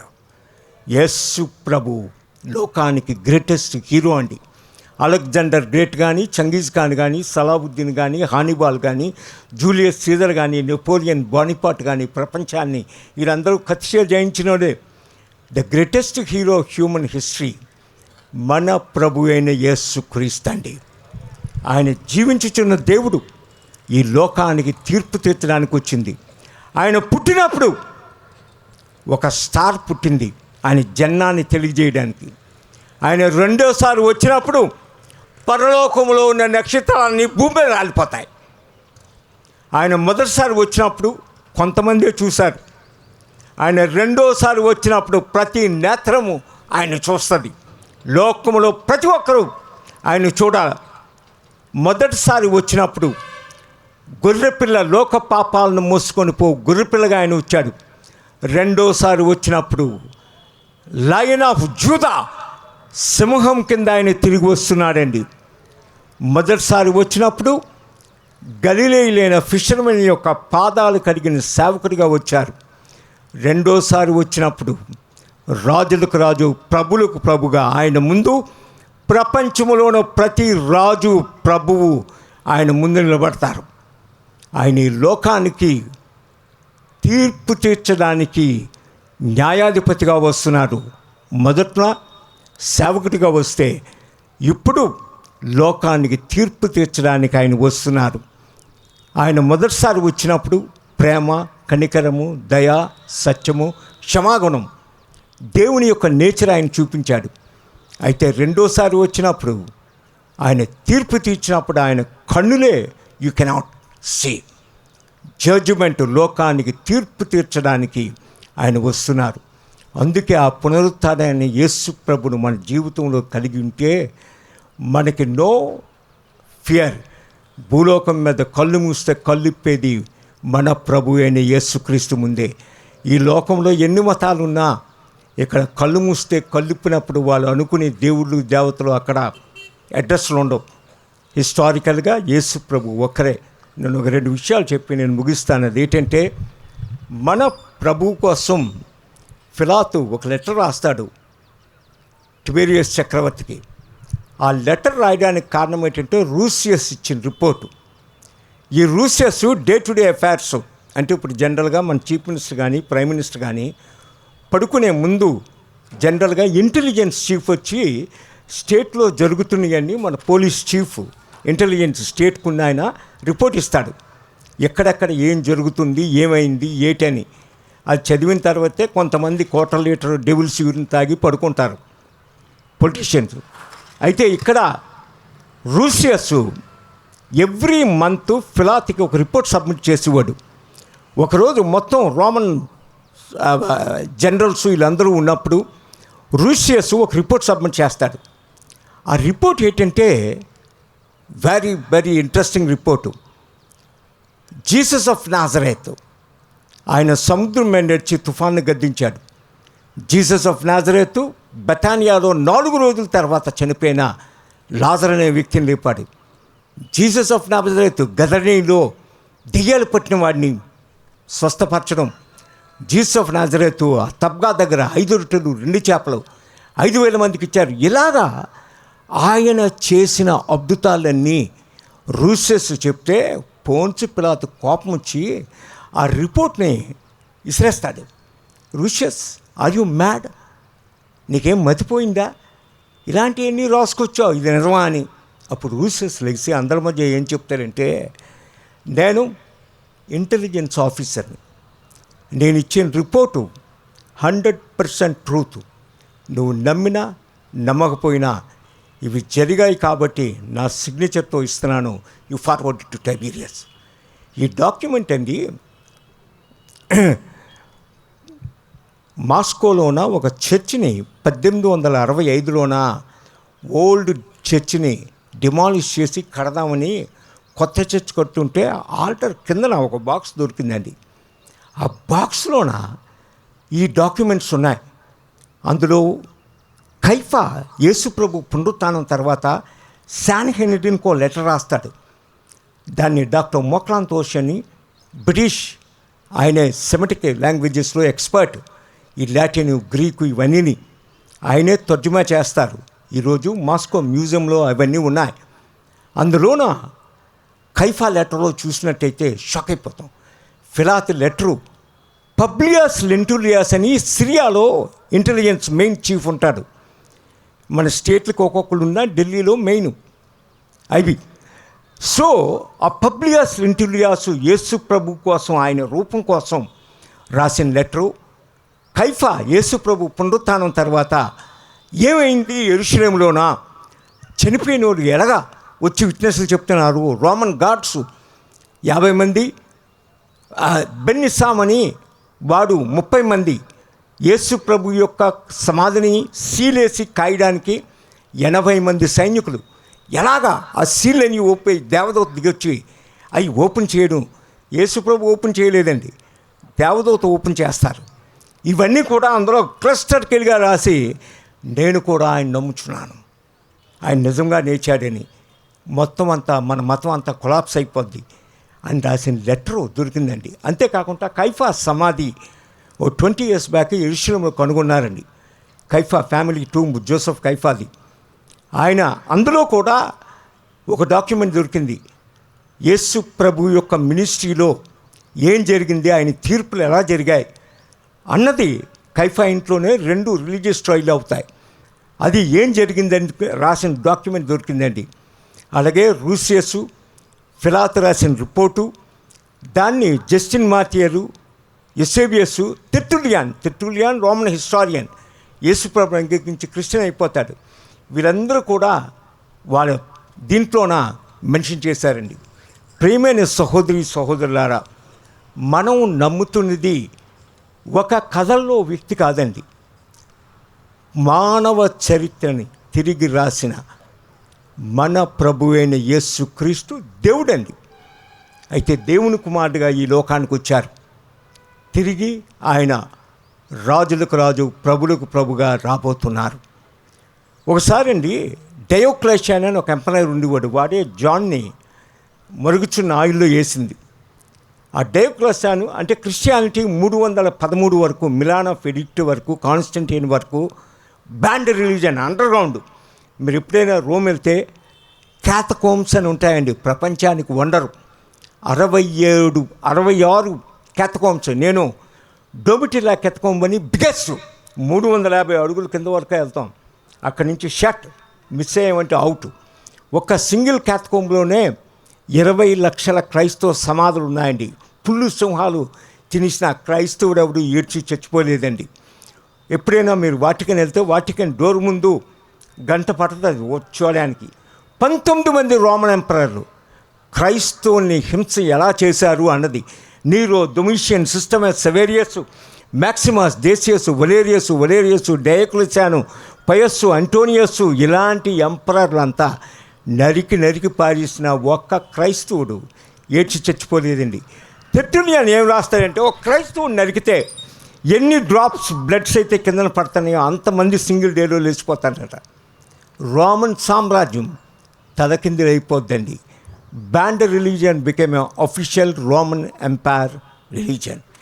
ప్రియమైన సహోదరులారా, ఆ డయోక్లెషియాను ఒకరోజు గుర్రం మీద వెళ్తున్నాడండి. ఈస్టర్ రోజునే. మనకి పెద్ద షాకింగ్ ఏంటి తెలుసండి, ఈరోజు ఏప్రిల్ 5 సేమ్ డే యేసు ప్రభు పునరుత్థానమైన రోజండి. ఇది 333 సంవత్సరాలకు ఒకసారి వస్తుందండి. నెక్స్ట్ది 2037లో వస్తుంది. 1709లోన ఇది వచ్చింది. ప్రియమైన సహోదరులారా, ఈ డయోక్లెషియాను గుర్రం మీద వెళ్తున్నప్పుడు ఒక ఓల్డ్ మ్యాను, ఒక 80 సంవత్సరాలు 90 సంవత్సరాలు ఉంటాయి, చాలా ఓల్డ్, కర్ర పట్టుకొని ఆయన నడుచుకొని రోడ్డు పక్కన వెళ్తున్నాడు. ఆయన మెడలోన ఒక సిలువ ఉంది. ఆ రోజుల్లోన సిలువ ఎవడైనా వేస్తే డెత్ సెంటెన్సే. అయితే ఈయన నాట్ అఫ్రైడ్. ఆ సిలువను చూసి ఈ డయోక్లెషియాను తక్కువని ఆపమన్నాడు. ఆ రైడర్ని ఆపాడు. ఈ ముసలాయన పక్క చూసి, హే ఓల్డ్ మ్యాన్, ఎక్కడి నుంచి వస్తున్నామంటే, ఈరోజు నా ప్రభువు పునరుత్థానమైన రోజు, నేను ప్రేయర్ మీటింగ్కి వెళ్ళి వస్తున్నాను అని చెప్పాడండి.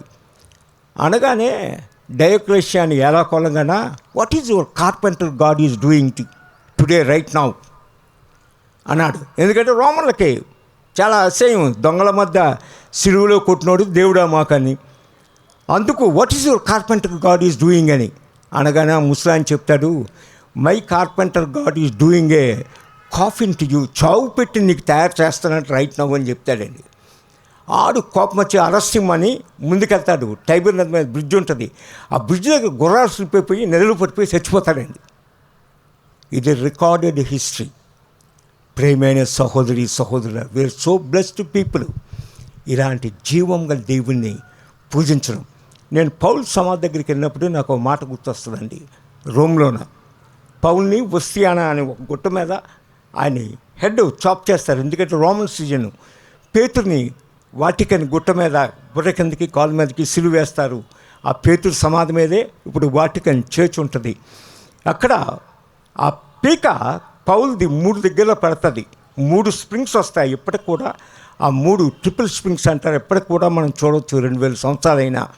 పౌల్ సమాధి దగ్గరికి వెళ్ళినప్పుడు నాకు మొట్టమొదటి గుర్తుకొచ్చేది ఏంటి తెలుసా, హెబ్రీలకు రాసిన పత్రిక 3:12లో పౌలు ఒక మాట అంటారండి, సహోదరులారా, ఇలాంటి జీవం గల దేవుణ్ణి విడిచిపెట్టిపోయే భ్రష్ట హృదయం మీలో ఎవరి ఎందైనా ఉందేమో చూసుకోమంటారు. We are so blessed people. ఇలాంటి జీవం గల దేవుని కలిగి ఉండవు. అందుకే పౌలు అంటాడు 1 కొరింథీ 15:14-15, క్రీస్తు లేపబడినయాళ్ళ మీ విశ్వాసము వ్యర్థమే, మా బోధ వ్యర్థమే. యేసు ప్రభువు కానీ ఎన్ని అద్భుతాలు చేసినా ఆయన సమాధి ఇంకా కుళ్ళిపోయి అక్కడ ఉంటే యెరూషలేములోన ఆయన మనకు దేవుడు కాదండి. ఆయన జీవము గల దేవుడు, మరణాన్ని జయించిన దేవుడండి. అయితే ఈ లోకానికి ఒకే ఒక సైంటిఫిక్ వండర్ అండి. ఇవన్నీ హిస్టారికల్. ఎవడైనా నమ్మొచ్చు, నమ్మకపోవచ్చు. ఒక జస్ట్ 10 minutes. అదేంటంటే, ఈ ప్రపంచానికి top scientific proof 3 universities, Oxford university, Zurich technological laboratories, Arizona space university, 40 మంది సైంటిస్టులు హ్యూమన్ హిస్టరీలో ఒక ఆబ్జెక్ట్ మీద, అంటే 1978 నుంచి 1986 వరకు 8 సంవత్సరాలు 3 యూనివర్సిటీలు, 40 మంది టాప్ సైంటిస్టులు. అంటే మ్యాక్స్ ఫెరీ అంటే మీ వెంట్రుకని తిప్పి ఆయనకిస్తే ఈ ప్రపంచంలో ఉన్న 830 కోట్లలోన ఎవరి వెంటుకో చెప్పేస్తాడు మ్యాక్స్ ఫెరీ. అలాంటి సైంటిస్టు 1,00,000 గంటలు రీసెర్చ్ చేసి ప్రపంచానికి ప్రూవ్ చేసింది ఒకటి, యేసు ప్రభు యొక్క పునరుత్థానము సైంటిఫిక్ ఎవిడెన్స్ ఎలా జరిగిందని ప్రూవ్ చేశారండి. మనకి Matthew, Mark, Luke, John historic gospels ఎవరైనా అనొచ్చు మేము నమ్మమని. మన 190 కోట్ల ముస్లిం సహోదరులు 57 దేశాల్లోన వాళ్ళు యేసు ప్రభు యొక్క మరణాన్ని, పునరుత్థానాన్ని నమ్మరు. అయితే ఇది ప్రపంచంలో ఎవరైనా నమ్మక తప్పదు, యేసు ప్రభు 3వ రోజు మరణాన్ని జయించి లేచారని.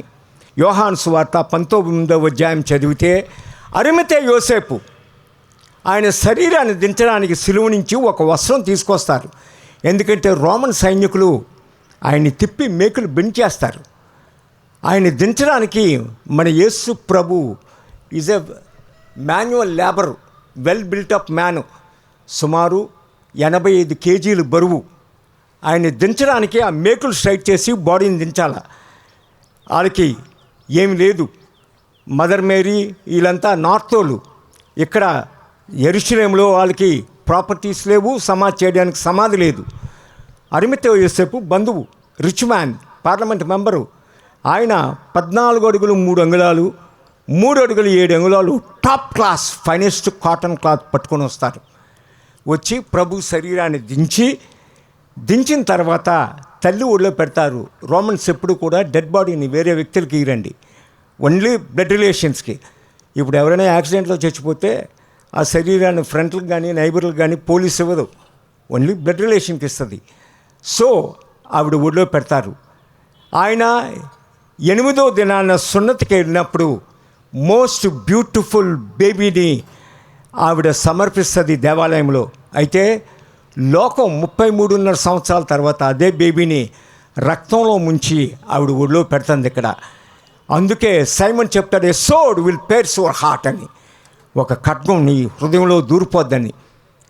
ఆయన్ని తరువాత కల్వరి అంతే 30 అడుగుల ఎత్తు ఒక గుట్ట అండి, స్కల్ షేప్ గుట్ట. అది తవ్వుతున్నప్పుడు ఆదాము యొక్క పురుగు దొరుకుతుంది. సేతు అక్కడే నివసించాడు. ఆదాము సమాధి అదే. యాన్సెంట్ ఓల్డ్లోన మీరు ఎప్పుడైనా ఈజిప్షియన్ మన జోర్డాన్ మ్యూజియంకి వెళ్తే బాడీలన్నీ, డెడ్ బాడీలన్నీ కూడా పీకలేకంటూ ఉంటాయండి. అది కారణం ఏంటంటే యాన్షియంట్ ఓల్డ్లోన కుటుంబానికి పెద్ద చనిపోతే ఆయన పీక నరికి ఇంటి దారబంధం ముడే పోతారు. ఎందుకంటే ఆయన ఎప్పుడు కూడా కుటుంబాన్ని చూసి కాపాడాలని.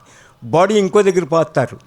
అందుకే జాన్ ద బ్యాప్టిస్ట్ బాడీ జెరూసలేంలో పాతిన, ఆయన తల సిరియాలో ఉంటుంది. దాని మీద ఒక ముస్లిం మాస్కు దాని మీద కట్టడం జరిగింది. ఆ స్లాబ్ మీద పడుకోబెట్టి నికేదేమో 100 పౌండ్ పెర్ఫ్యూమ్ తెచ్చి దాని మీద వేస్తారు. వేసి ఆయన్ని చుడతారు. చుట్టి వెంటనే ఆ సమాధిలోన అరిమతే యోసేపు సమాధిలో పెట్టి రాయి దొర్లిస్తారు. అయితే మనకి సువార్తలు ఏం చెప్తాయంటే, మనకి మాథ్యూ 28, మార్కు 16, అలాగే లూకా 24, యోహాను 21. ఆయన పునరుత్థానమైన తర్వాత ఆయనకి కప్పిని ఇది ఒక దగ్గర ఫోల్డ్ చేసి పక్కన పెడతారు. ఆయన తలకట్టిన రుమాలు ఆయనకి జా క్లోజ్ అవుతుందండి. కైఫా ఇంట్లోనే అన్న ఇంట్లోనే తోఫిక్ అని రోడ్డు బాడీగాడు, దావుద్ ఇబ్రహీం లాంటోడు. ఆడు కొడితే కిందన పడిపోతారు. ఆయన ఈ కన్నును ఇది మూసుకుపోద్ది. ఆయన కన్ను మూయట్లేకపోతే రోమన్ కాయిన్, పొన్సిపులాత్ ముంచేసిన కాయిన్లతోటి ఆయన కళ్ళు మూస్తారండి. ఈ దవడని ఒక దీంతో కడతారు. అది ఆ పక్కన ఉంటుంది. జూయిష్ కల్చర్లో ఒక ఆచారం ఉందండి. వాళ్ళు భోజనానికి పిలిచినప్పుడు మీరు భోంచేసిన తర్వాత ఆ టేబుల్ టవల్ కానీ ఇలాగ మీరు చేయి తుడుచుకొని పెట్టేస్తే వాళ్ళ సర్వెంట్ మీ ప్లేట్లన్నీ తీస్తారు. అదే టవల్ని మీరు కానీ ఫోల్డ్ చేసి పక్కన పెడితే ఆ ప్లేట్ని తీయరు. అంటే దాని అర్థం ఏంటంటే మళ్ళీ తిరిగి వస్తామని అర్థం. యేసు ప్రభు మడత పెట్టింది ఎందుకంటే ఆయన చెప్పేది I'm going to come back to this world. ఈ లోకానికి తిరిగి నేను వస్తాననడానికి గుర్తుగా అది ఫోల్డ్ చేస్తారు. దాన్ని బర్తలోమే శిష్యుడు పట్టుకొని ఆయన ఈజిప్టు సీనాయి దగ్గర కొంతకాలం ఉంటుంది, అక్కడి నుంచి ఎడిస్సే టర్కీ. అయితే ఈలోపు ప్రాఫెట్ మహమ్మద్ గారు 632 జూన్ 8వ తారీఖున చనిపోతారు. ఆయన భార్యలు 23 భార్యలు, అఫీషియల్గా 12 మంది. 4వ భార్య తండ్రి కాలిఫామరు ఆయన 2 లక్షల సైన్యంతో క్రిస్టియన్ కంట్రీస్ మీద పడి చర్చిలను తగలబెట్టేసి డిస్ట్రాయ్ చేసి యూరోప్ వరకు వెళ్ళిపోతారు. స్పెయిన్ అన్నీ ఆక్యుపై చేసి టర్కీకి వచ్చినప్పుడు ఏమవుద్దంటే ఆ చర్చిలను తగలబెట్టేస్తుంటే ఈ క్లాత్ని ఒక చర్చ్ గోడ కట్టి ఆ మధ్యలో వేస్తారు. 200 సంవత్సరాలు అక్కడే ఉంటుంది. తరువాత ఆస్ట్రియా క్వీను మార్గరెట్ ఆ క్లాత్ని తీసుకెళ్ళి ఆవిడ చూసి దీని మీద ఒక స్ట్రేంజ్ పిక్చర్ ఉందని చెప్పి ప్రతిరోజు ఉతికి ఆరబడుతుంటుంది. అది పోవట్లేదు. దాన్ని ఆవిడ ఫ్రెంచ్ ఫ్యామిలీకి 1235లోన గిఫ్ట్ కింద ఇస్తుంది. ఆ ఫ్రెంచ్ ఫ్యామిలీ ఇటలీలో యుంబ్రోటో ఫ్యామిలీ, రాయల్ ఫ్యామిలీ, వాళ్ళకి గిఫ్ట్ కింద ఇది 1335లో ఇవ్వడం జరుగుతుంది. అప్పటి నుంచి ఈ క్లాత్ అక్కడ ఇటలీలోన ట్యూరిన్లో ఫియట్ కార్లు తయారది ఇక్కడే. మన సోనియా గాంధీ సొంత ఊరు, ఆవిడ పుట్టింది అక్కడే ట్యూరిన్. అక్కడ జాన్ ద బ్యాప్టిస్ట్ కేథడ్రల్ మీద ఈ క్లాత్ హ్యాంగ్ అయ్యేది. ముఖ్యంగా లెంట్ డేస్లో 40 రోజుల్లోన 100 సంవత్సరాలకి 50 సంవత్సరాలకు ఒకసారి ఆ క్లాత్ని హ్యాంగ్ చేసేవారు. అందరికీ తెలుసు ఇది యేసు ప్రభు ప్రాతవస్త్రం అని గౌరవంతో చూసి వెళ్ళిపోయేవారు. సుమారు 40 లక్షల మంది ఈ 40 రోజుల్లోన ఆ వస్త్రాన్ని చూసేవారు. అయితే 1898లోన సెకండో పియా అనే ఒక ఇటాలియన్ ఫోటోగ్రాఫరు, అతడు లాయర్ అండి. అయితే ఫోటోగ్రఫీకి హాబీ. ఆ క్లాత్ని ఫోటో తీస్తాడు. ఇప్పుడు మన స్మార్ట్ ఫోన్లతో ఫోటో తీయడానికి ఎంత టైం అండి పడుతుంది? Split second. అయితే ఆ రోజుల్లోనూ ఫోటో తీయడానికి 7 గంటలు పట్టిదండి. ఆ కెమెరాలు పెట్టి లాయర్ల డ్రెస్ ఆ కెమెరాకేసి అందులో దూరి ఇడెత్తి ప్లేట్లు సెట్ చేసి ఇవన్నీ 7 గంటలు ఒక ఫోటో తీయడానికి. ఆ ఫోటో తీసిన తర్వాత దాన్ని కడగడానికి వెళ్తాడండి. షాక్ అయిపోతాడు. ఫోటోగ్రఫీకి లా ఏంటంటే మనం ఒక ఆబ్జెక్ట్ని తీస్తే ఆ ఆబ్జెక్టు ఫిల్మ్ మీద నెగిటివ్ పడుతుంది, ప్రింట్ చేయగానే పాజిటివ్ వస్తుంది. అయితే ఇది తీస్తే అది నెగిటివ్ ఉంది, దీని మీద పాజిటివ్ వస్తుంది, ప్రింట్ చేస్తే నెగిటివ్ వస్తుంది. ఇది బోధపడలేదు, సైన్స్ అంతగా అభివృద్ధి పొందలేదు. ఇది 1898. ఈ ఫోటో వీడు తీసినవి 1901లోన ఫ్రాన్స్లో ప్యారిస్లో బొలినో అని ఒక ఏథిస్ట్ సైంటిస్ట్ చేతిలో పడ్డాదండి. ఆడు ఫ్రెంచ్ సైంటిఫిక్ అకాడమీకి చైర్మన్. వాడి చేతిలోన ఈ ఫోటో చూస్తే ఆడు ఏథిస్ట్, అసలు టాప్ సైంటిస్టు. 1 year స్టడీ చేశాడండి ఏంటి ఈ ఫోటో అని. వాడు ప్యారిస్లోన ఒక ప్రెస్ కాన్ఫరెన్స్ అరేంజ్ చేసి 1902లోన ఒక స్టేట్మెంట్ ఇచ్చాడండి. ఇది గాస్పల్స్లో చెప్పినట్లు ఇది యేసు ప్రభుకి చెందిన వస్త్రము. ఆయన ముఖ కవళికలన్నీ ఇందులో క్లియర్గా ఉన్నాయి అని చెప్పాడండి. ఇది ఆయన పునరుత్థానానికి, అంటే ఆయన చనిపోయిన తర్వాత తిరిగి లేచాడు అనడానికి ఎవిడెన్స్ అన్నాడు. అనగానే సైంటిఫిక్ కమ్యూనిటీ అంతా ఆడి మీద ఈడు నాస్తికుడు, క్రిస్టియన్ అయిపోయి క్రిస్టియానిటీని ప్రాపగేట్ చేస్తున్నాడు అన్నాడు. ఆడన్నాడు నేను నాస్తికుడినే, కానీ నేను చెప్పేది సైంటిఫిక్ ట్రూత్, ఇది యేసు ప్రభు యొక్క పునరుత్థానానికి విట్నెస్ అన్నాడు. ఇప్పుడు ఈ కాంట్రవర్సీ ఈజ్ గోయింగ్ ఆన్. ఈలోపు 1960లో సర్ విలియం ఫ్రాంక్ లిబీ ఆయనకి నోబెల్ ప్రైజ్ వచ్చిందండి. ఎందుకంటే కార్బన్-14 టెస్ట్ని కనిపెట్టింది ఆయనే. దాన్ని ప్రూవ్ చేయడానికి ఈజిప్ట్లోన, మీరు ఎప్పుడైనా ఈజిప్ట్ వెళ్తే 28 రాయల్ మమ్మీస్ ఉంటాయండి, 4000 సంవత్సరాలవి. మన నిర్గమకాండములో బైబిల్లో చెప్పినలోన 5 బాడీస్ ఉంటాయి. రామ్సెస్ 1 అతని కొడుకు సేత్ 2 10 కమాండ్స్ పిక్చర్లో చూస్తే తెలుస్తుంది. అతని కొడుకు రామ్సెస్ 1, వాడి కొడుకు మెరిన్ పిత, రామ్సెస్ భార్య నెఫర్టిటిటీ, వీరి శరీరాలన్నీ ఉంటాయండి. సొలొమోను యొక్క అత్త, ఆవిడ శరీరం ఉంటుంది. ఇప్పుడు రామ్సెస్ యొక్క శరీరాన్ని ఫ్రాన్స్ తీసుకెళ్లారు. ఈ లోకంలోన 3400 సంవత్సరాల క్రితం చనిపోయిన ఒక వ్యక్తికి పాస్పోర్ట్ ఇచ్చింది ఫ్రెంచ్ గవర్నమెంటు, వీసా ఇచ్చింది ఫ్రెంచ్ గవర్నమెంటు. చూసుకోండి, రామ్సెస్ బాడీ ఫ్రాన్స్కి వెళ్తుంది. మ్యాక్సిమం నెంబర్ ఆఫ్ ఎక్స్రేలు తీసింది ఆయన బాడీ మీదే. ఈ సర్ విలియం ఫ్రాంక్ లిబీ కనిపెట్టిన ఆ కార్బన్-14 టెస్ట్తో ఆ రామ్సెస్ కట్టిన వస్త్రాల మీద టెస్ట్ చేస్తారు, పర్ఫెక్ట్ డేటింగ్. అప్పుడు ఆయనకి నోబెల్ ప్రైజ్ వస్తుంది. అయితే పోప్ జాన్ పాల్ II 1978లో పోప్ అవగానే ఈ క్లాత్ డూప్లికేటు, ఇది అది అంటున్నారని, ఇది ఫోర్జరీ అన్నారని ఆయన ఏమంటే చేశాడు, ఈ క్లాత్ యొక్క లాస్ట్ చిన్న ఒక కర్చీఫ్ సైజ్ ఆఫ్ ముక్క కట్ చేసి 3 యూనివర్సిటీలకు ఇచ్చాడండి. Zurich technological laboratories, Arizona space university, Oxford university, 3 యూనివర్సిటీలు, 40 మంది సైంటిస్టులు, 1,00,000 గంటలు. హ్యూమన్ హిస్టరీలో ఒక ఆబ్జెక్ట్ మీద ఇన్ని యూనివర్సిటీ సైంటిస్టులు ఇంత గంటలు స్పెండ్ చేసింది యేసు ప్రభు ప్రతవస్త్రం మీదే. వాళ్ళు John P Jackson Apollo 11 land అవడానికి కారణం ఆయనే.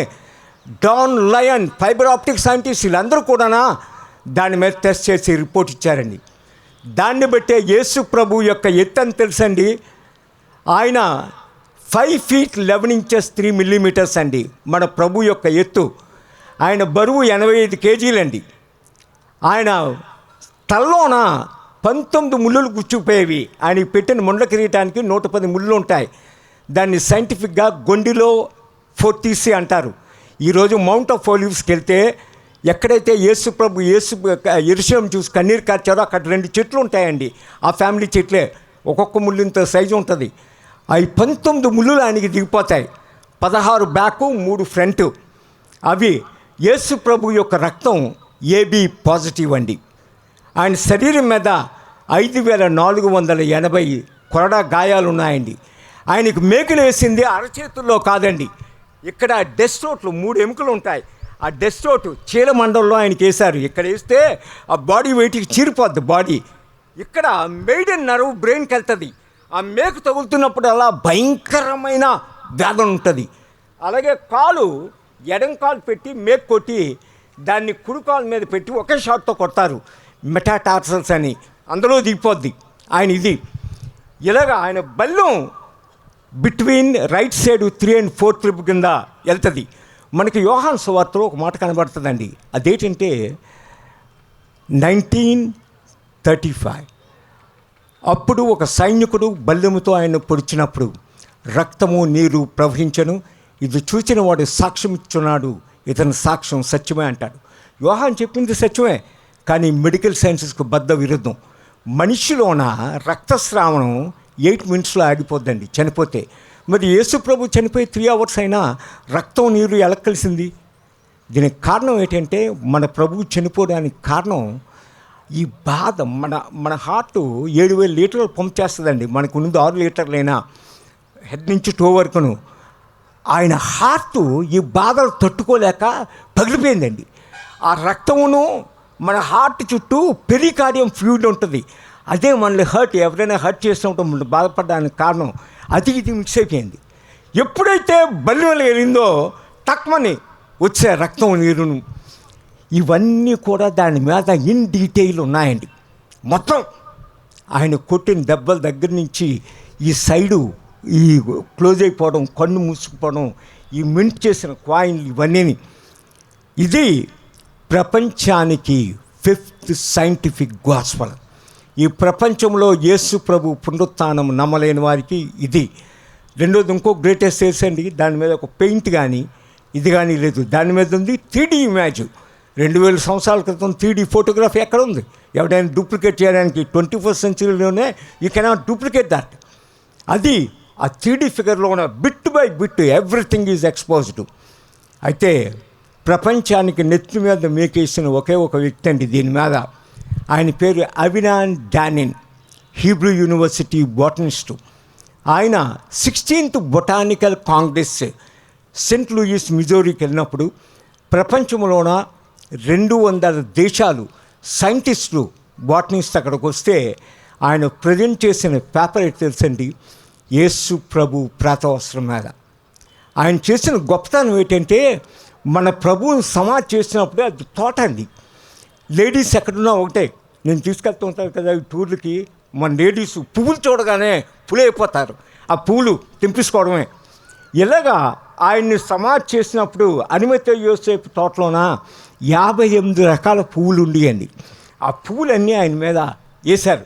ఆ పోలెన్స్ ఆ క్లాత్ మీద పడ్డాయి.